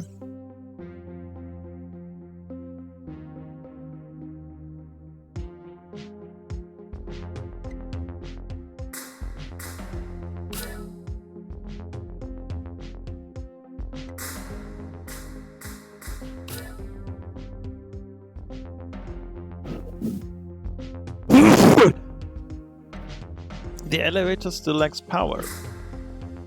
Press elevator panel. Gucken wir mal.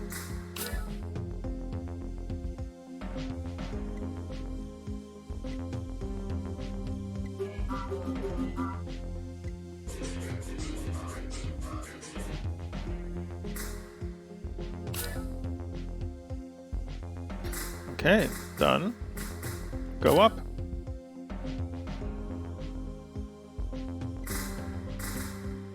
Go up.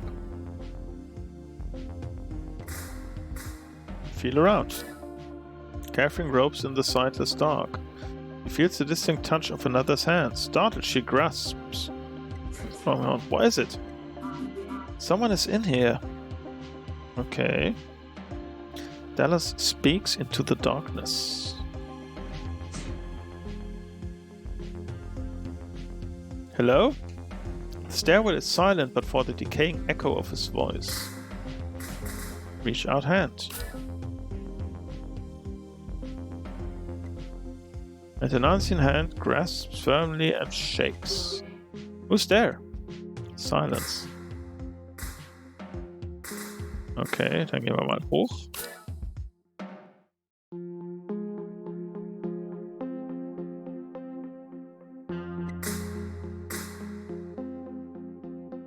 Go up.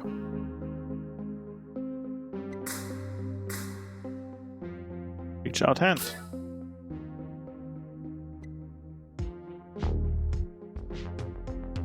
Okay.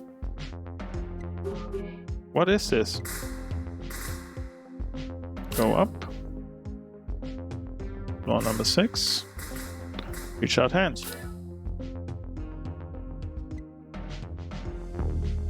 Okay, alles klar. That's 3 handshakes and nothing happened. I think we got it wrong. What's it say on that receipt? Hit the elevator button and then let's try again. Okay.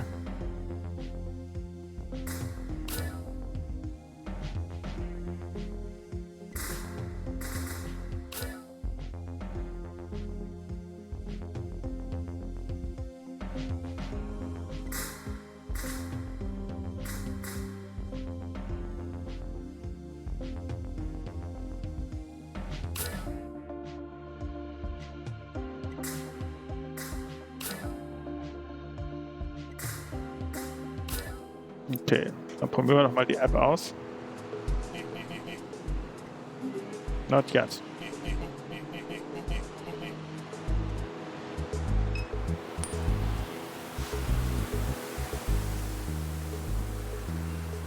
On the 7th floor is a planner, but if you don't listen closely to the following, you will hide. In the darkness are hands you must shake. Do so in the order I say. Any missteps, and the elevator will clear the mistake. The first number in our sequence is the floor above the council chambers, third most distant from the sky.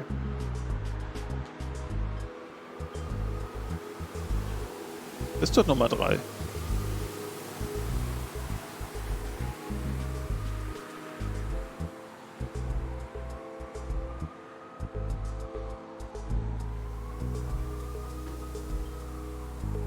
Third most distant. Also es ist doch nur der zweite und der erste. Ach so. Wenn es 11 sind, including the basements, dann ist der third most distant natürlich der zweite. Nicht der dritte. There are 11 floors should one count the basement. Our second number is that which makes an even divide. An even divide, das ist aber der fünfte dann, oder? The third is just above it, fifth from the sky. Ja. 11, 10, 9, 8, 6, 7. 7.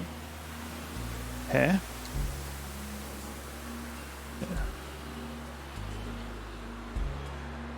11, 10, 9, 8, 7.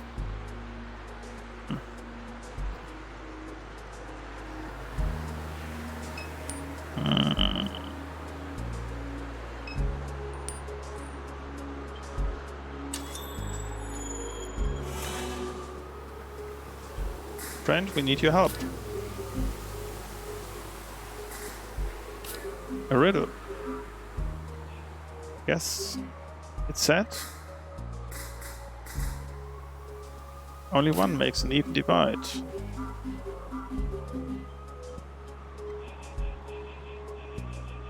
Ach so, ist das der sechste? Klar. Okay, also 2, 6 und 7.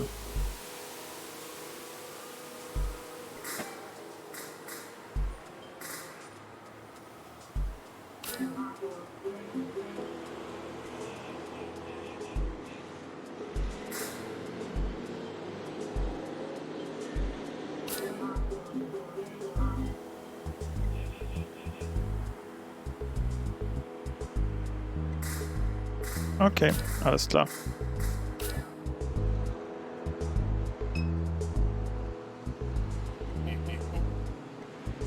Yes.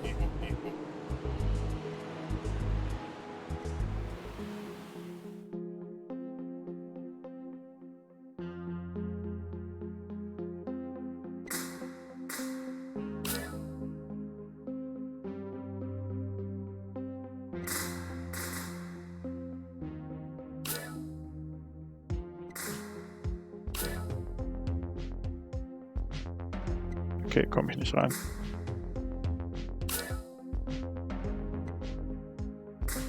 Dann ab in die Lobby. To elevators. Stairwell. Go up.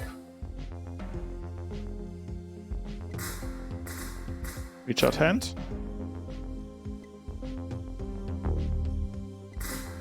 Okay. Dann gehen wir hoch. 3. Stock.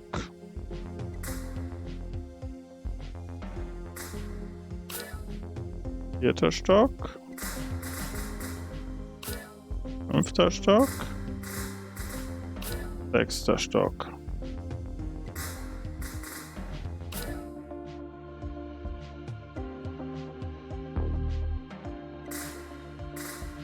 Go up. Und Nummer 7. Feel around.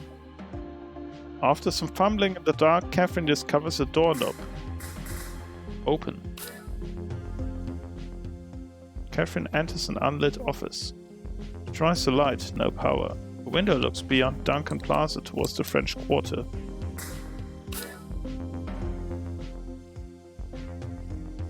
Catherine returns to the unlit stairwell.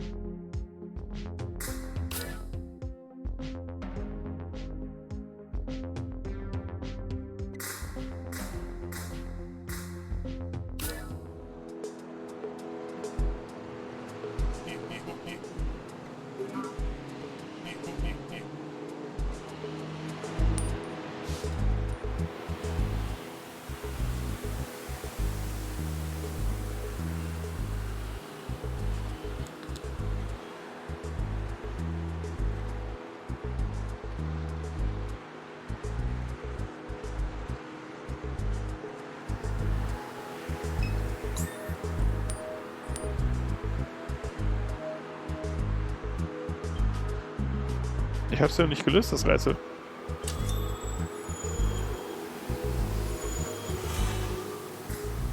We need your help.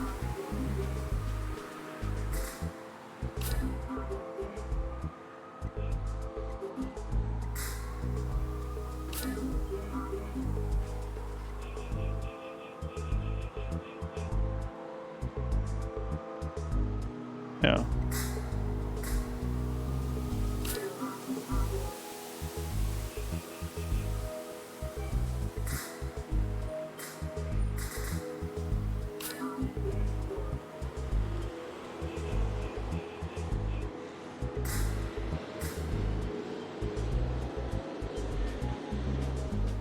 Hier.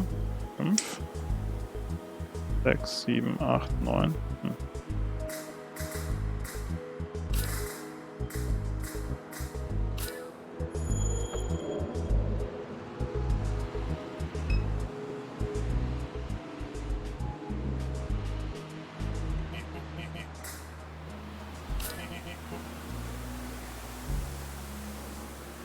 Ja, das verstehe ich nicht. Eigentlich habe ich es ja jetzt richtig gemacht.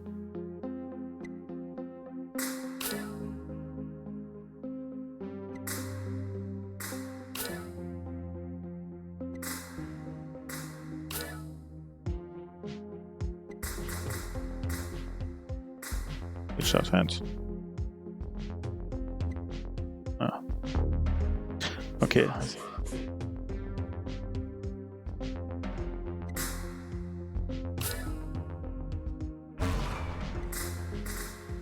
Also 2.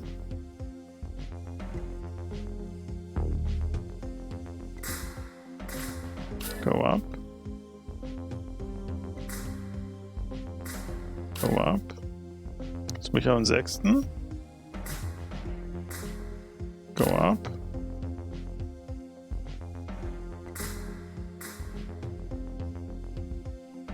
Go up.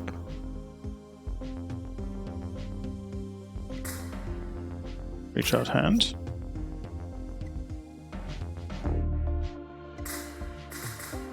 Go up.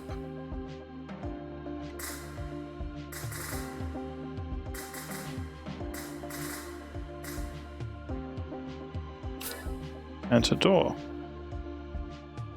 Unlit office. Window looks beyond Duncan Plaza.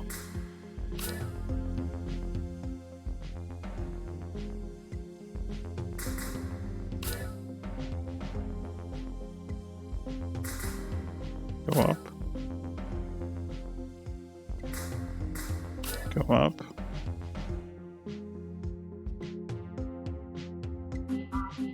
This is killing me.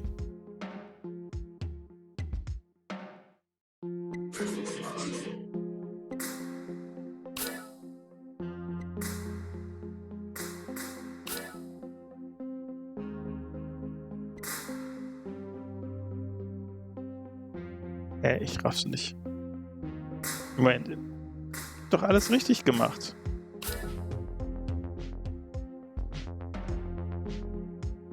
Eins, zwei, drei, vier, fünf, sechs.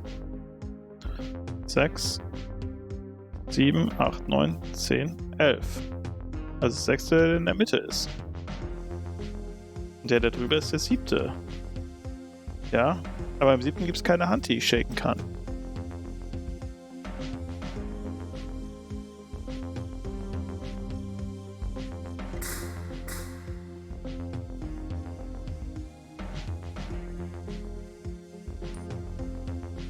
Sorry, das raff ich nicht.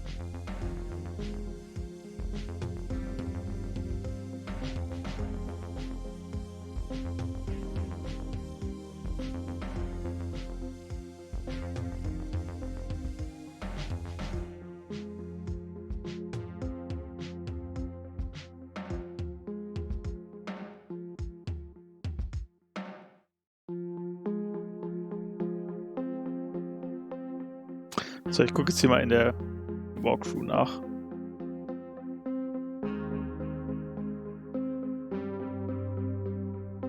Virtual Sculpture Free.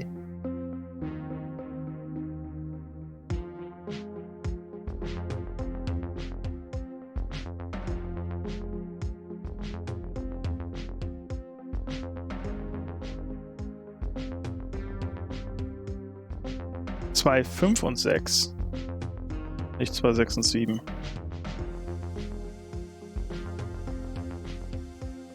Ach so, ja klar, weil 5, logisch.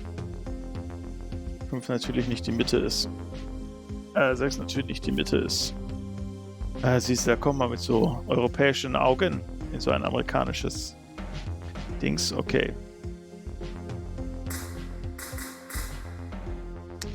Okay, also to elevators.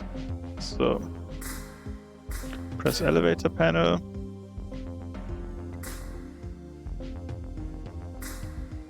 Also. Stairwell. Go up. Reach out hand.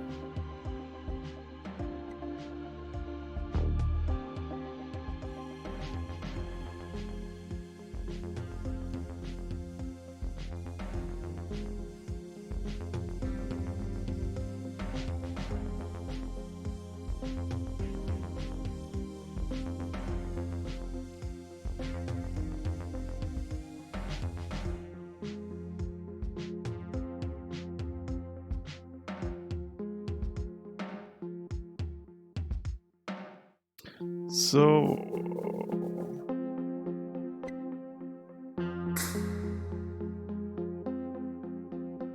Go up.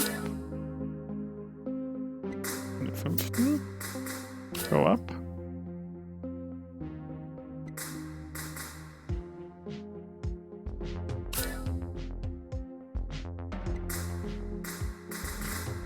Reach out hand.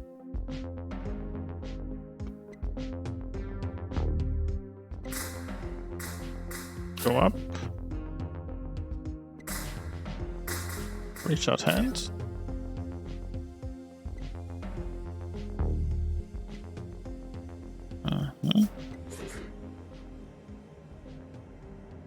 Catherine? It's... The hand jerks her violently to the floor. Dallas attempts to intercept, but the figure in the darkboard only meets the wall. Hey! He slaps the wall. Tell me who the fuck is there? His echo trails off into the extremities of the stairwell. Catherine looks up from the ground, a light switches on high above them. Dallas, help me up, please. Dallas recovers Catherine from the floor, and she hangs her arm over his shoulder.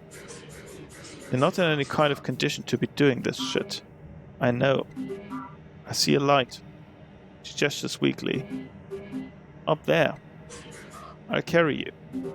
No, it's fine. Let's just go find the planet. Get to the roof wherever it takes to be down here.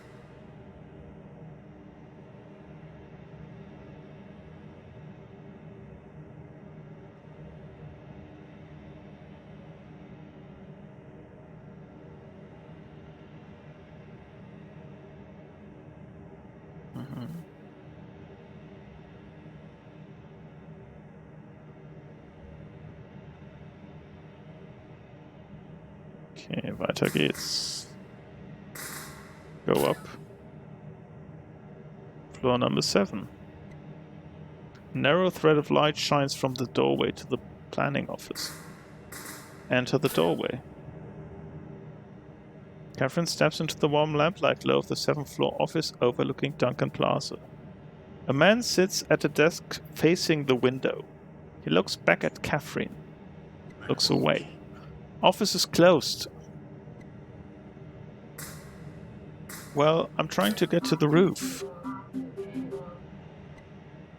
The planner turns in his chair. I see.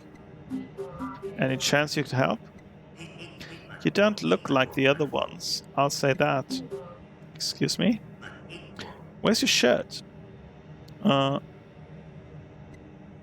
planner dismisses Catherine with a hand weave and points towards a coat rack near the door. Keycards hanging on the rack. He returns to his original posture facing the window. Catherine grabs the keycard. Working late? No, later than usual. Well, sorry to bother you. Okay.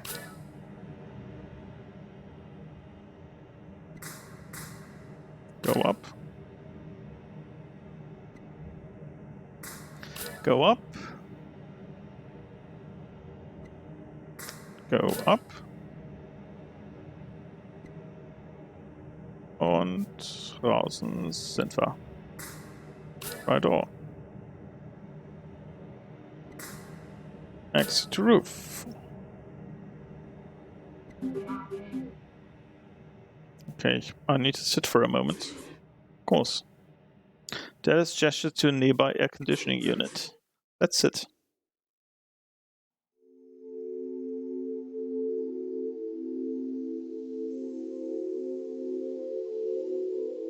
Oh, schön.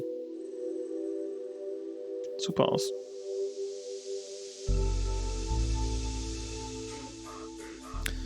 Getting too old for this. Running around like this on my 49th birthday. What a life. Birthday? Today's your birthday? Today is my birthday. At least it's memorable. No question there. You're right? I'm fine. Just needed to breathe for a minute. That was strange. Can never be normal with Super. Always got to be some shit like that. So why keep doing it? I don't know. Dallas lifts his hand in resignation. There's not much else really. Not anymore. What would you rather be doing? What I'd like to do? Be home with my daughter and my grandchild. Where's home? Hollygrove, right near the canal. They started staying with me a few months back. They live up the place. Kids do that. You got any? A son and a daughter, 2 years apart. Still at home? My younger one. Can't get him out of the house. But my daughter, she doesn't want anything to do with me. Or maybe when I was diagnosed she'd come around, but she never did. Catherine looks towards the westbound traffic. No, she never did. Hurts to be dropped like that. Sometimes it hurts way more than time passes. I just know I won't see her before I die, and that it does. It does hurt. It hurts. And then you die. The two of them laugh. It's not all bad. Just hope there's something on the other side. There is. I know there is. The ones I hurt and left behind. I'll see them there. I get to apologize. Amen. But let me ask you the same question you asked me. Why keep doing this? Not a lot of runners our age. Long story. This is my first time on the app, but things have been interesting for a while now. I tried to have a straight job once upon a time, but that didn't last too long. Yeah, why not? Let's just say I lied on my resume. Nearly everyone you meet has a story like that in this line of work. Nothing special about me then. I wouldn't say that. The old man in the ditch thinks you're special. Let him think it. So you figured this last sculpture is around here somewhere, natürlich don't ist sie doch. Said something about it being in the sky.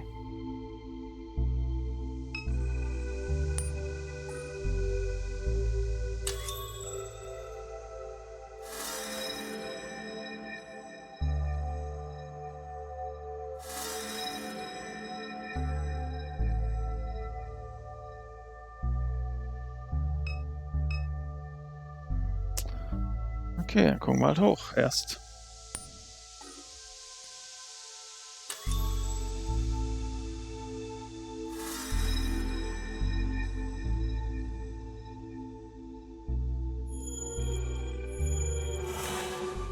Third reading from the Apocryphon of Kenna John.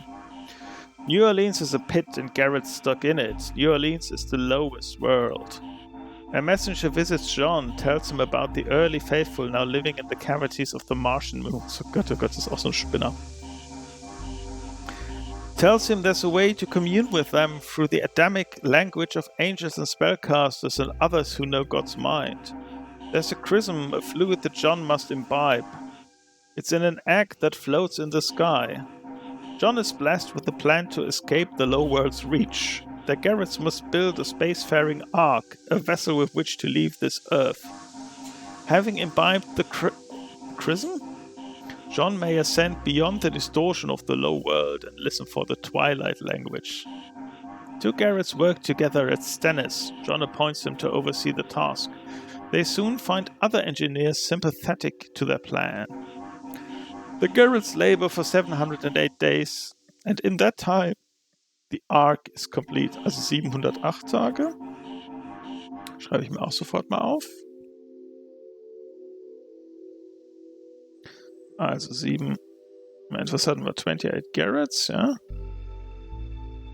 And 708 days.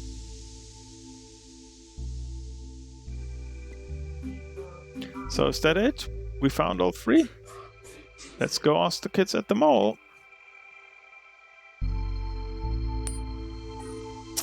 Ja, fahren wir da mal hin, ne?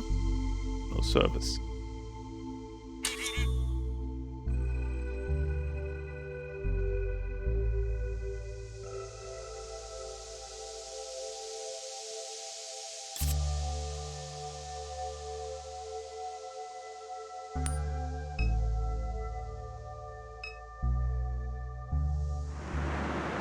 Distant traffic lights across the Mississippi River along the Crescent City connection. Okay, dann gehen wir mal zurück, ja?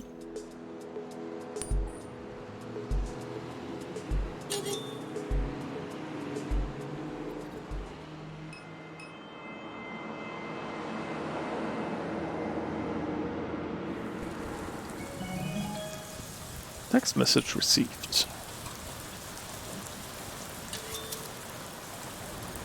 Catherine, we will send you an advance to your wallet in order for you to complete the mission, but please do not waste our time. Okay.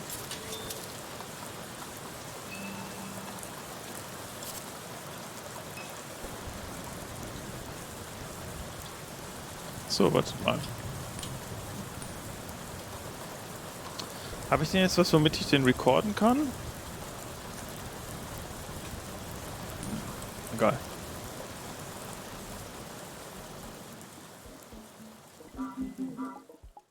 Where did they go? Those two little shits. Where did they go? Hell! Why do we just waste our time? We have to get in here. Only one option comes to mind. The creep in the ditch? Afraid so. This night, I hate it. Scale model is encased in glass. The plug at this base reads ARC. What do you think that is? Ist ein bisschen so, keine Ahnung.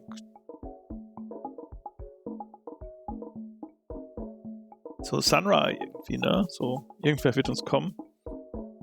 Weiß es nicht so ganz. So Wacko und Sunra.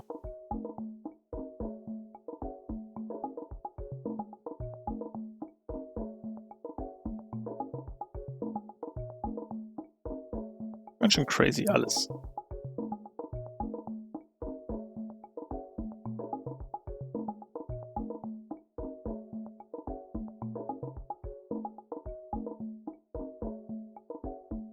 It looks like an oil rig, yeah. Or a spaceship. Genau.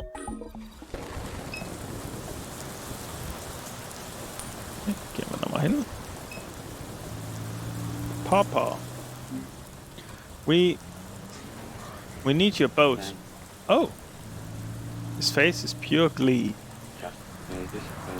How wonderful! A boat ride into John's fucking skull. We'll live inside it. Calm down, keep your distance, lower your voice. We need the boat, not you. The mall, John's skull.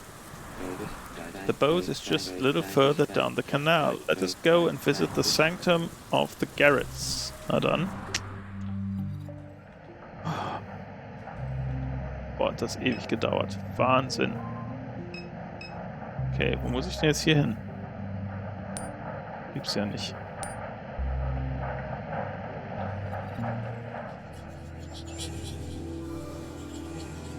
Ditchman.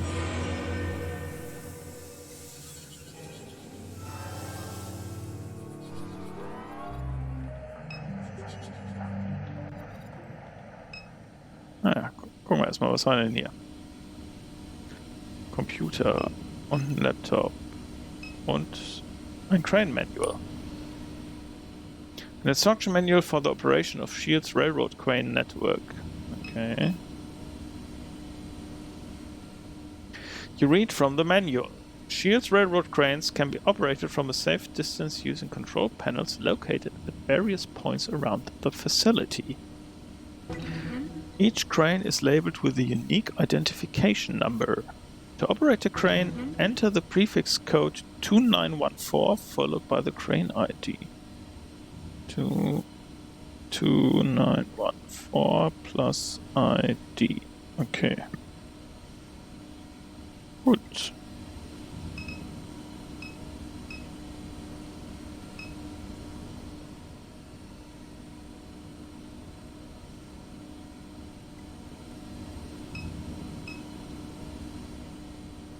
Command line terminal sits open on the computer's desktop. Type a command.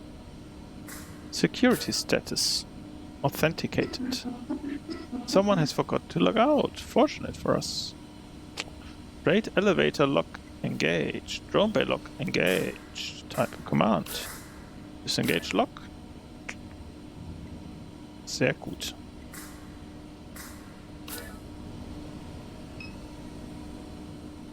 The security center monitors displays the Good Hope Cemetery.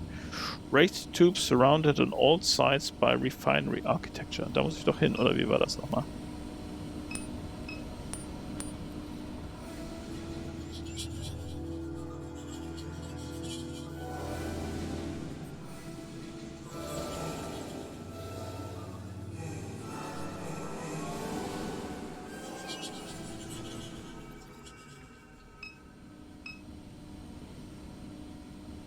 The right security monitor displays a freight-moving robot hemming a limb from a crane.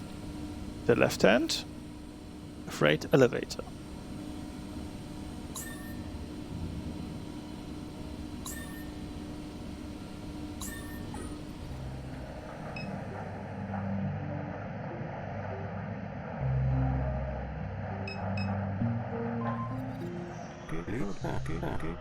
Now that we're in, let's take a look at what Lucky got. The man crouches down, opens his backpack, and reveals 2 grenades. Okay. Got these from a guy at the burger place. Lucky done played with bigger grenades than this. These more like little toys. Loud as it is around here, then likely to make much of a ruckus. We get into any more scuffles, they might be handy, but we must be best be choosy. Only got us the 2. He zips his backpack, tips his hat, and smiles. There'll be no use against the Sinclair mods, the God Good Hope plantation. Well, sure, them guards not your average type. We need to find some other way to get rid of them. What do you suggest? Like I say, there's that big bastard hanging from the railroad crane over there, a freight mover, a robot just like you. Maybe your partner, let's go talk with it. A mover has no agency. How you know? Thought you wasn't a Sinclair. Come up with something better, Lucky old ears. Till then, he go with his gut. Lucky Don got help from all kinds of robots. Okay. Montage unfolds on the display. Laptop satellites, fiber optic cables, a diverse smiling workforce. A stock voice narrates. SHIELD's commitment to sustainability is built into our business model and code of conduct. To protect our planet's ecosystem, SHIELD leverages informatics and machine learning to harness extraplanetary resources such as magnified solar energy and astral ore. Our priority is the safety of our workers and the integrity of wetlands and other natural habitats across the planet. 2 men watch the monitor display above the freight elevator. So what is this? They make us go to space now? Imagine the overtime you get, brah, not to mention the hazard pay. Shit, wish I could be like one of those old-timer and retire on workman's comp. Careful what you wish for. You know them old guys just play it up for the news. They bump their heads, tying their shoe, and get a paid vacation. Give me a break. You knew any of the ones that died at the blast? Yeah, I knew a couple. Blue, Wiki, good guys. Wiki weren't on the plant for 2 weeks. This work no joke, brah. Somebody gotta do it. People want to drive around, eat their microwave dinners, all that shit. They don't come free, somebody got to make it. Just hope it ain't us next time. Keep your eyes and ears open, the ones that get hurt ain't paying attention.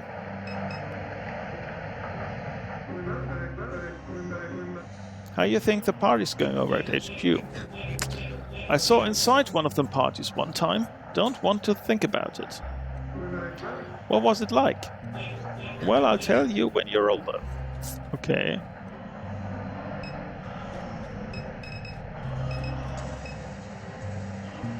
Okay. Gehen wir da mal hin zur Crane-Plattform.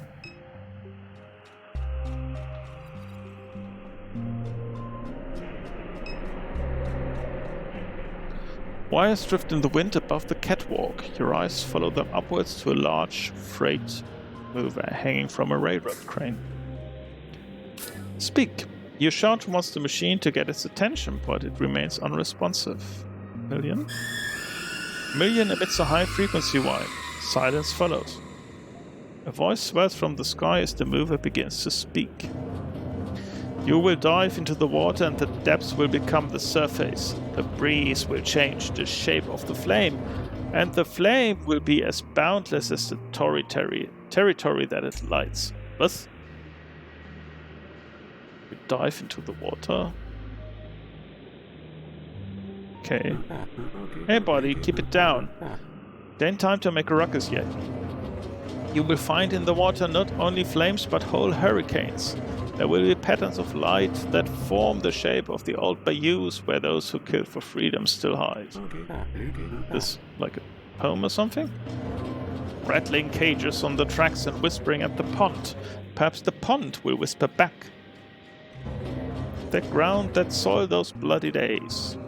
The lights of the lanterns became this very flame. Is right with me, you going to help us out or not? You will find the old pull boat where the ghosts still hide their eyes. There are mall eyes and ditch eyes and bayou eyes. There are eagle eyes and duck eyes and cardinal eyes. There are John's eyes and there are your eyes. And your eyes are the refinery eyes. Guess I was wrong to think this thing would have any help. What's this number on its chest? It's 016. Okay.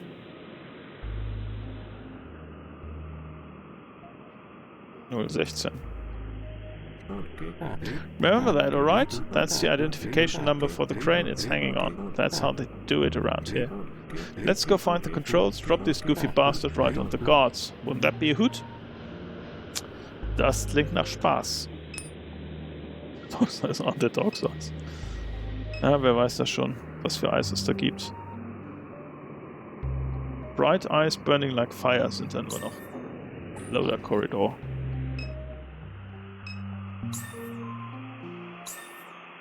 Refinery. So, die Controls waren Catwalk. Da? Ah, da ist das Control Booth. Okay, well, we could cause us a little trouble. Use the keypad. Please enter a command code.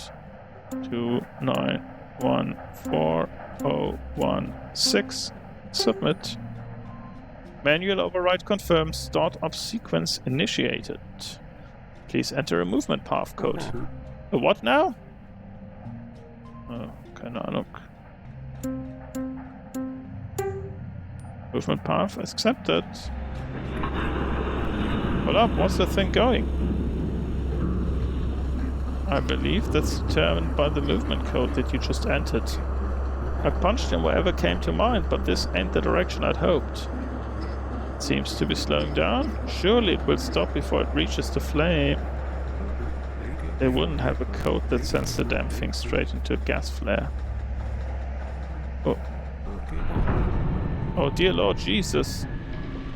Christ. Oh my. The thing rambled a bit, but I wasn't trying to kill it. You set out to cause a distraction. This most certainly qualifies. Guess that's what happens when you talk to your poetry to old Lucky. Let's hope the explosion drew through guards away from the headquarters. If this don't do it, then nothing will.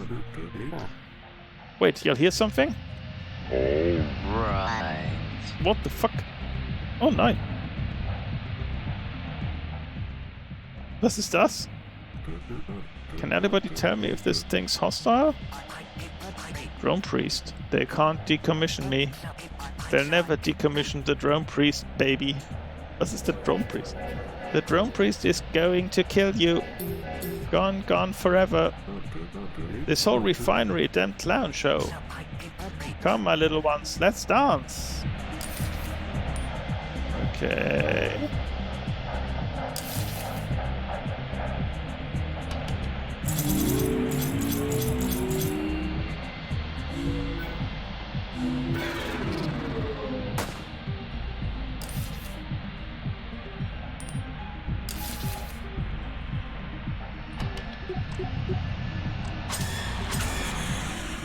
Okay.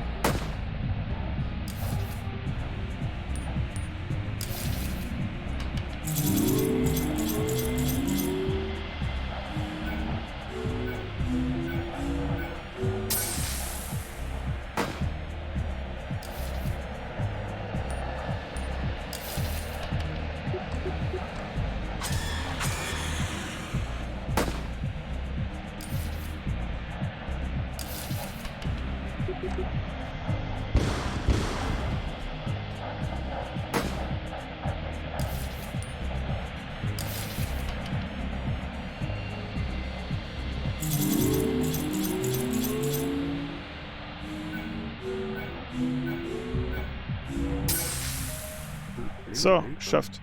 What in the good Lord's name? Jetzt muss ich mal beknackter hier.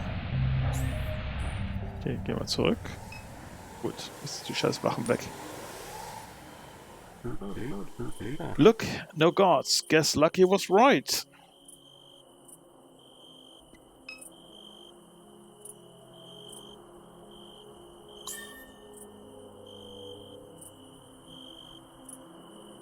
Ich habe noch 2 Granaten. Wer ist das? Dorman? Such splendid attire.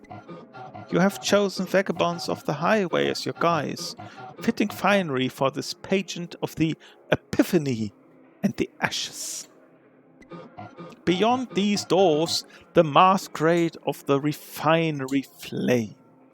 Oh Gott, Kostümball. Carnival. In each likeness, a shadow in a position is cast. That which is low shall rise, the swamps become mountains, the earth a ceiling of the sky. The path is straight for the wayward, the thieves are gift givers, and the flame is the provenance of the mind. Well, I didn't know what to expect, but it sure as hell went this. Don't attract attention. Let's move along.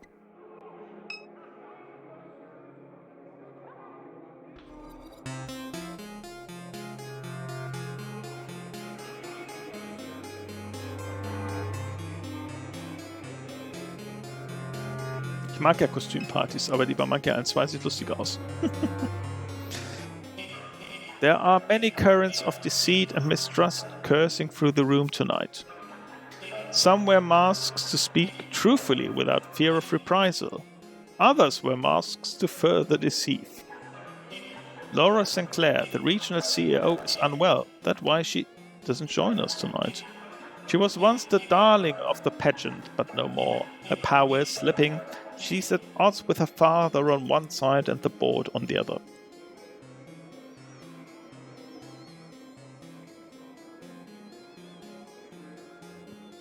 Lieber Jörg, ich muss dich sehr enttäuschen. Ich glaube, morgen gibt's keinen Zelda-Chat.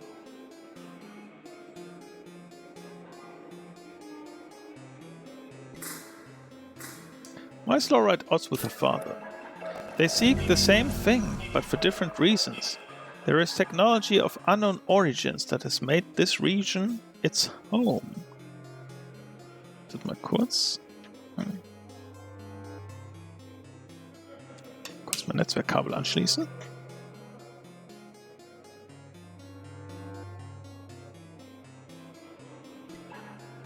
Laura believes that it holds the key to powering a mining fleet that can travel great distances for the purpose of gathering ore.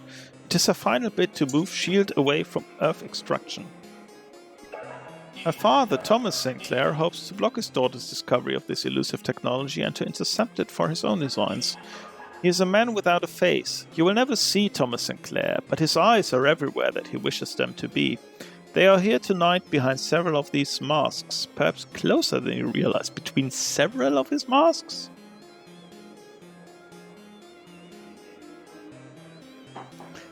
Naja, wir können das ja morgen diskutieren, aber es gibt ja immer noch die Chance, dass wir sagen, wir spielen Norco. Ich glaube nämlich nicht, dass wir durchkommen. Es gibt ja 3 Akts heute Abend, dass wir sagen, wir spielen morgen weiter, weil ich ja nächste Woche im Urlaub bin. Und ich da nicht streamen werde. Why is Laura at odds with the board? She has pursued a mystical, invisible device against every wish of the board, inflating the operations budget in order to siphon money towards her zealous mission. She believes that if she can secure this technology, the board will forgive her for her many transgressions. I'm in a position to know that she is mistaken. It's too late for her. A coup is already underway. It has only taken this long because they hoped her spiraling madness would drive her to suicide. They fear the wrath of her father, with whom S.H.I.E.L.D. holds many profitable contracts, but Laura's self-destruction may prove too costly in the end. So what's this technology we're talking about? A vessel of light that has remained hidden in the lake for decades? A visitor from a distant star, a hoax, an angel, a military weapon, a drone? Distortion created by gases combusting in the swamp? No one has been able to capture the specimen or even verify its existence. Laura becomes more irate with each proposed theory. She grows darker by the day and the device escapes her reach at every turn. Okay. Deshalb will sie das also haben. Verstehe. Na, hören wir mal mit, was reden die beiden? You came to the one last year? When they lit the Nutria on fire? Was? Das für Schweine. Yeah, they say Thomas Sinclair shows up every year. He might be here tonight. There's just no way to know with all the costumes. Is that why his daughter didn't show? She's probably up there in her office drinking alone. There's too much bad energy here, so online there's a party in the lake tonight. Might bail early to check it out.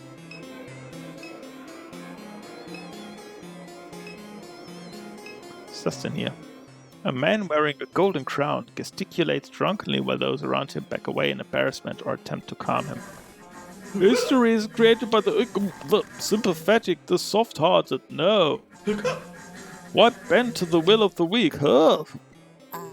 Jesus Christ, dude. Why punish those who carry passion and virtue in their hearts? Power is the very essence of life. Power! Not compassion or goodwill or any stuff like that. That's great, Bruce. Garrett! I'm a Garrett now. How many times do I have to say it? Ich will ja nicht sagen, aber letztlich... diese jungen Leute, die so viel Nietzsche lesen, sind doch alle gleich. I'm not calling you by your cult name. It's not a cult. Definitely is. It's a place for visionaries to thrive, and tonight we leave this world. Yeah, so can I John bragging about that online. Godspeed. That toy rocket's going to explode before it leaves the ground. The engineering is sound. I'm helping to launch it. Your blitz. You couldn't even walk a straight line. Keep it up. You can only hide your jealousy for so long. You think I'm jealous that you joined the cult? Not that. You know what I'm talking about. The CEO chose me as assistant director. You wanted it. You wanted it so bad. But still, I possess the confidence to leave it behind, to take a leap of faith. Bruce, we all know you've got daddy issues. Why don't you go hug your little stuffed monkey and cry about it? Weak-minded reject, you're too pathetic to understand. Oh Gott, ist das ein schlimmer Typ. Excuse me, you're only humiliating yourself. Achso, ist das gleich. The Sun and the Minotaur. What crowds flow in and out of the lobby? Let's start it. An improvised dance performance plays across the stage. The dancers periodically pause in their motion and eye the crowd with an exaggerated look of distrust. One is dressed in a maroon robe, the other a feathered cape. Nee, das ist doch der Sohn von dem Typen, den wir eben in der Garage getroffen haben. Approach the stage. You make your way towards the stage. Cheer. You begin to clap emphatically and cheer the performers. Your enthusiasm catches the attention of the dancer in the feathered cape. He crawls towards you and descends from the stage in a spider-like fashion before rising to his feet. He holds his arms out, inviting an embrace. Hug. Give the performer a full embrace as he lets us a theatrical cry of relief. He turns to the audience that has gathered around. My child has traveled from a distant place to join us tonight. She has watched the deserts burn. She has no face, no smile, no nose, no eyes. They graced her once upon a time. But somewhere along Interstate 40 she left them behind. Ist das mein Bruder? Just like the alligator, she thought she could hide. But the alligator's home has eroded. The bayous are gone. The man who walked the alligator like a dog still died alone, and my child, born to travel, won't sink in this quagmire for long. She'd sooner die herself than that, die in a war or in a rocket perhaps. He looks at you and silently whispers, she'd sooner die anywhere else than stay here at home. Das ist mein Bruder.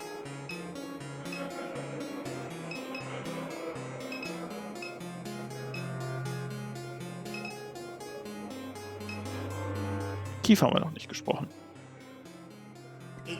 Keith smokes a cigarette. Oh, damn. You made it after all.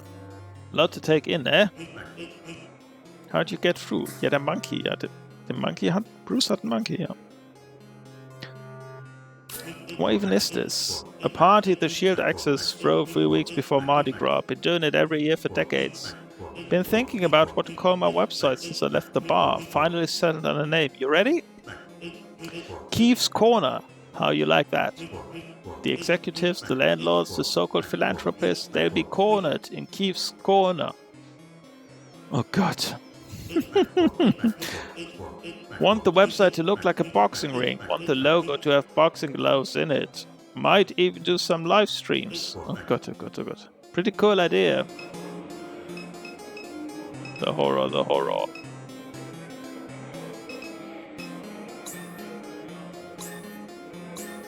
Yeah, gehen wir noch mal zum elevator. This elevator is protected by retinal authentication. The executive offices are above. That's likely where your mother's possessions are being held. Ja. Komme ich denn da jetzt rein?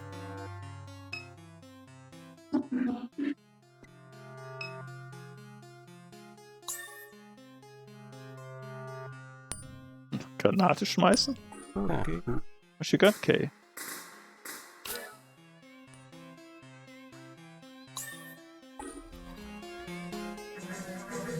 Tonight we search the stars for God's signal. Alright, man. That's enough of your nonsense for one night, Bruce. You're drunk. Let's go find somewhere to lay you down. Well, that was awful. Ever since he became Laura Sinclair's assistant, he's been like this. Callous, arrogant, rude. Now he's gotten into this crap at the mall. I've had enough. I blame his dad. He's always been so cold to Bruce, feeding his insecurities. Like father, like son. If that man had said just one nice thing to him, I bet he wouldn't be trying to launch himself into space. He's trying out by the elevator. Let's see if he apologizes when he comes to. Okay, dann geht er jetzt noch zum Elevator.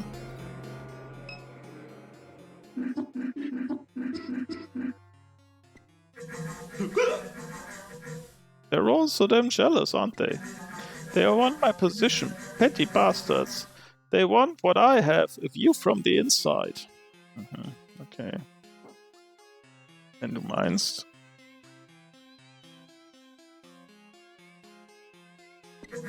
A view of the river of the lights. Well, screw them. Screw them. Screw... Blah. The drunken king falls into gibbering sleep. Gut, schnappen wir uns ihn. Clever. If he's an assistant to Laura Sinclair, then he would have access to the executive suite. Grab his arms. You put the drunken king's arm over your shoulder and hoist him up.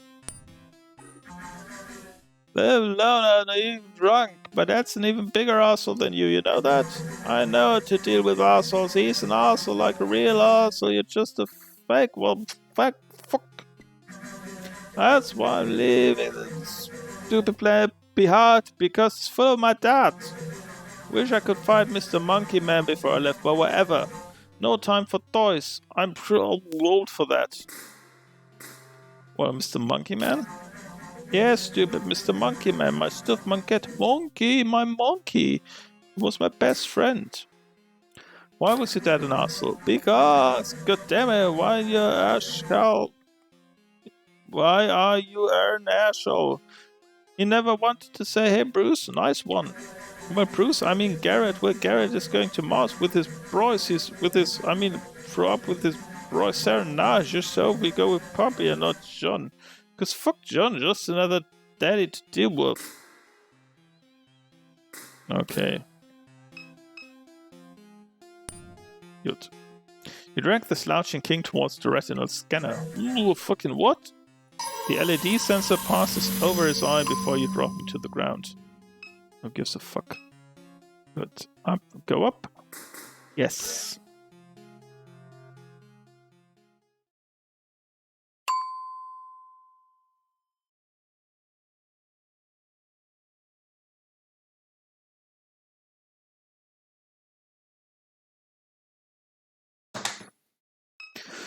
So, Executive Office. Gehen wir da nochmal hin.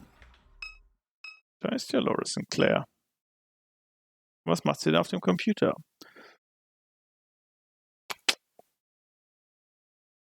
The text of the console display lists a sequence of locations, each entry timestamped. It is, you infer, a description of your movement through the premises. Letter. Do not rifle through my things. Schade. Da müssen wir wohl mit ihr reden, hä? The regional shield CO stares out at the expanse of refinery beyond the office window. I felt you here before I even saw you on the monitor. You're silent, just like Catherine. I'd look out over the town and imagine where she might be. Never anywhere, just silent. Things have been feeling vague, haven't they? Those highways you're always on. You don't sleep, you don't feel not anything, vague, nothing, nowhere. I don't sleep either. When I sit up in bed and open my eyes, I see things on the wall. They pantomime, they beg, but I don't turn away. There was a time when I would, but I've lost the energy. Now I watch. I'm not here tonight for the party. I've kept my distance from the others. If they vote me out, it will upset my father. So they'd rather I resign or die. I stay here, right here. I can see the river here and the flame. I thought it would be me that the light would come to see. Of course it was Catherine. But the flame is still mine, still burns for me. I've done so much that is wrong, held out so long just to stay near it, but I've lost my hold. The vagueness, the shadows, the board has had it. The box on the shelf, it's what you came for. So take it. By all right, it's yours. I thought I found what I needed, but it was a mistake. Catherine was smarter than me, or more stubborn. I don't want the others to have it after I'm gone. Not my father. Not the board. I wanted to experience the light, wanted to touch it, but I can't stand around any longer. That's all. Go find your brother. Das ist die Box?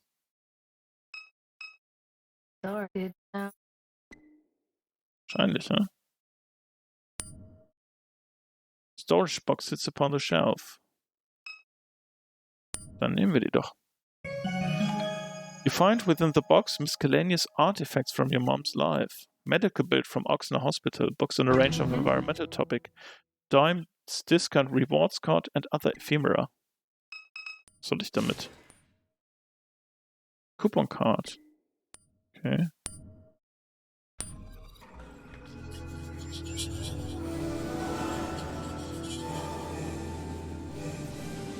Okay, hat sich jetzt nichts Neues ergeben, hä?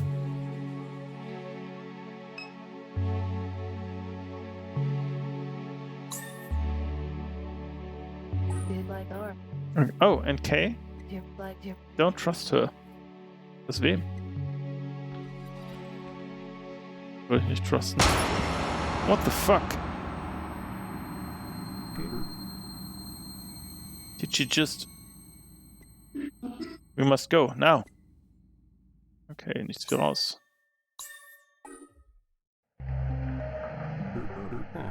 This is where I get off. I suppose they'll be looking for all of us once that woman's body is discovered. Lucky's advice?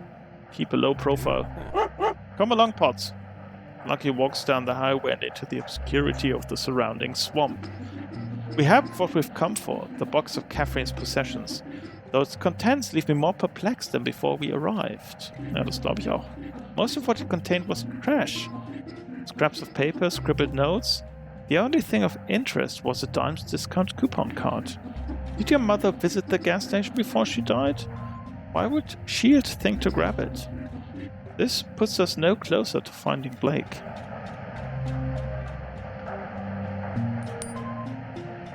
Vielleicht ja doch. Fahren wir da mal hin. Dimes Discount.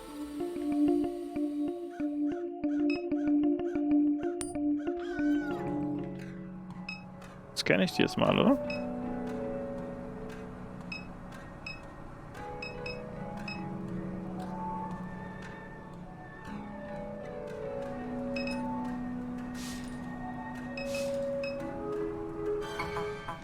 The card you swiped is not a valid American Discount Southeast Incorporated coupon card.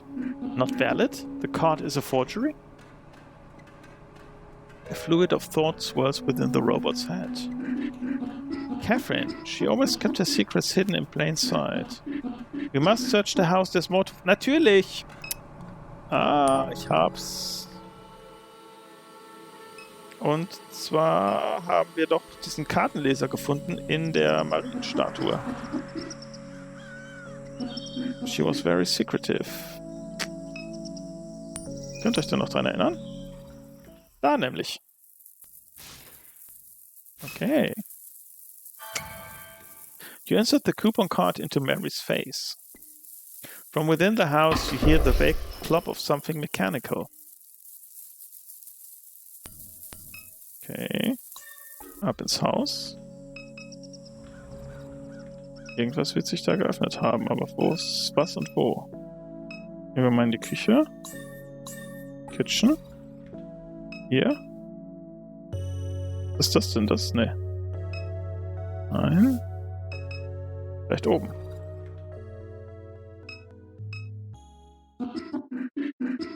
This pile has shifted since last time I looked. Move the boxes. Clearing the boxes, revealing a portal built into the floor. Unbelievable. How many years has Catherine kept this doorway hidden?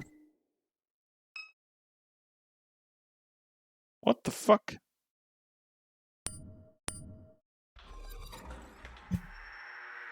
Krass. Ich habe einen richtigen Bunker im Haus. Hidden Office. Laptop. Oh, ein Internet-Router. The center of the table seats a cheap plastic electronic device. One USB cord runs from the instrument to the computer tower, the other one's to the laptop. Okay. Processor. Custom built processor. Spiele-PC. You power on the processor. As the machine breathes to life, small LED lights begin to flicker in the face of the oblong plastic device on the desk. The USB cord runs from the device to the laptop.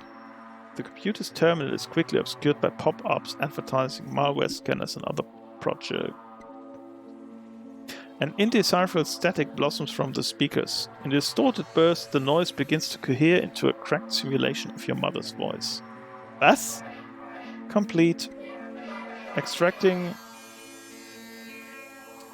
14.00.09.1.zip 3.5 MB per second.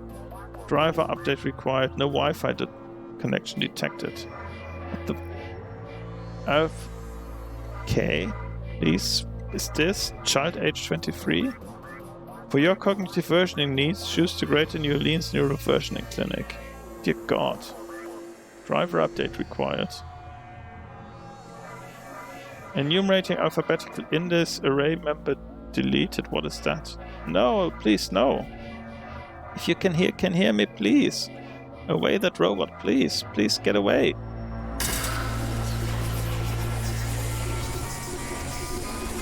Okay.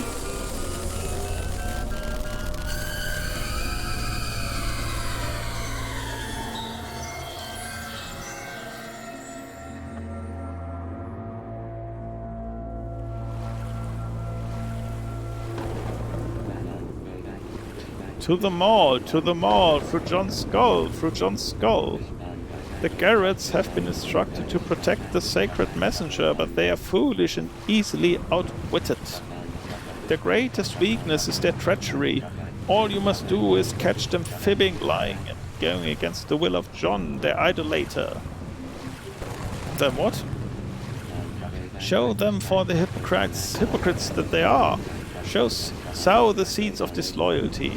This will present an opportunity for you to gain what you seek. I see. You got any kind of recording app on that phone of yours, Catherine? If we're going to try to play these people against one another, might help. Good point. I'll install one. Christ himself was a man of great cunning. We will be to the Garretts presently. Okay.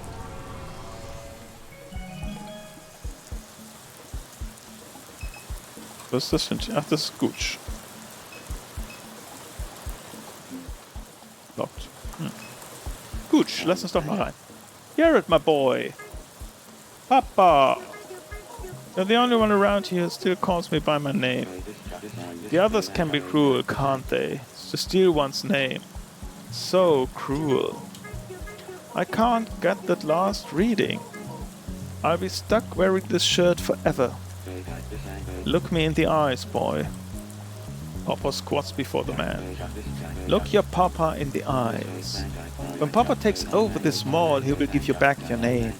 And the others he will deem gooch to punish them for their abuse. Patience, my boy.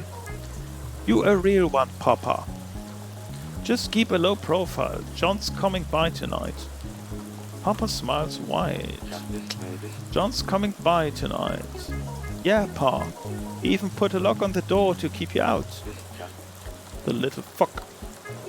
Just record me saying the passphrase, play it for the acoustic lock, and you can come in and out like normal. My splendid child. Okay. An icon will then appear beneath the dialogue. Click this icon to record. Okay, yeah, alles klar. Here's the passphrase. It's... Prayers up, boys. We're going to Mars.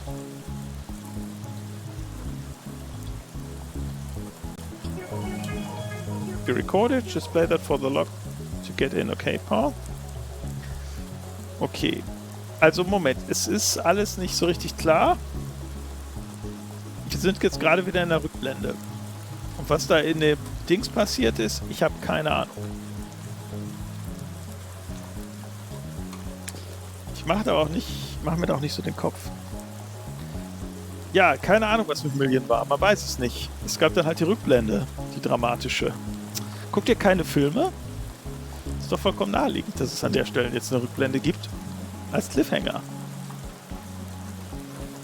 Okay, ja. Habe ich aufgenommen.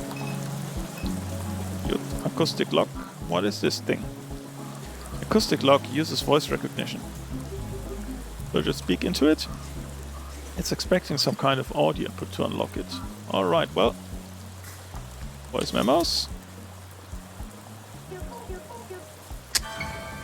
Yes, that did it. Door should be open. Hey again, Paul. How are you holding up? Oh, fine. Just wish I had a snack. John says we're supposed to be fasting tonight and I want to, but it's so hard. Off. Poor boy, we must find him a little snack. Surely there's some food around here. The parking lot's an oasis that may satisfy one's desires.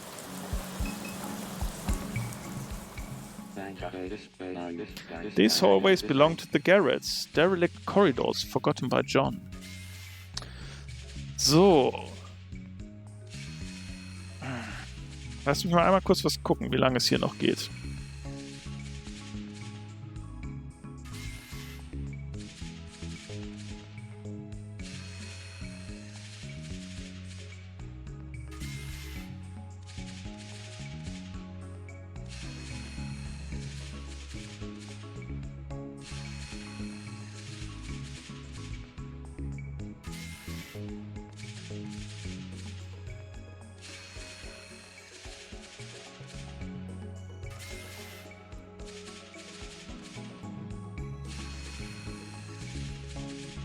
Oh, Leute, wisst ihr was? Ich kann nicht mehr lesen. Wir machen jetzt mal Schluss hier. Für heute. Und machen beim nächsten Mal weiter. Also wie, es geht jetzt nicht. Whichever hallway you choose to follow, it will take you to the far end of the mall. That's where John has imprisoned the messenger. A giant Garrett guards the door to the cathedral. He is the newest recruit, naive in his allegiance to this profane fellowship. Let us find him and grind his allegiance into dust. Okay, kümmern wir uns aber später drum. Speichern wir erstmal. So. Back. Und... Yep, return to title screen. So, ich glaube, das reicht mir für heute. Ja, also ich wäre dafür, wir machen direkt morgen weiter. Aber können wir dann ja diskutieren. Noch im Laufe des Tages. Bei mir sollte das klappen. Vielleicht allerdings erst um 20:30 Uhr. Das müsste ich mal morgen mit den Kollegen besprechen. Mit denen ich arbeiten muss. So. Boris, sag doch bitte noch einmal obskurantistisch. Wie so ein alter Stalinist.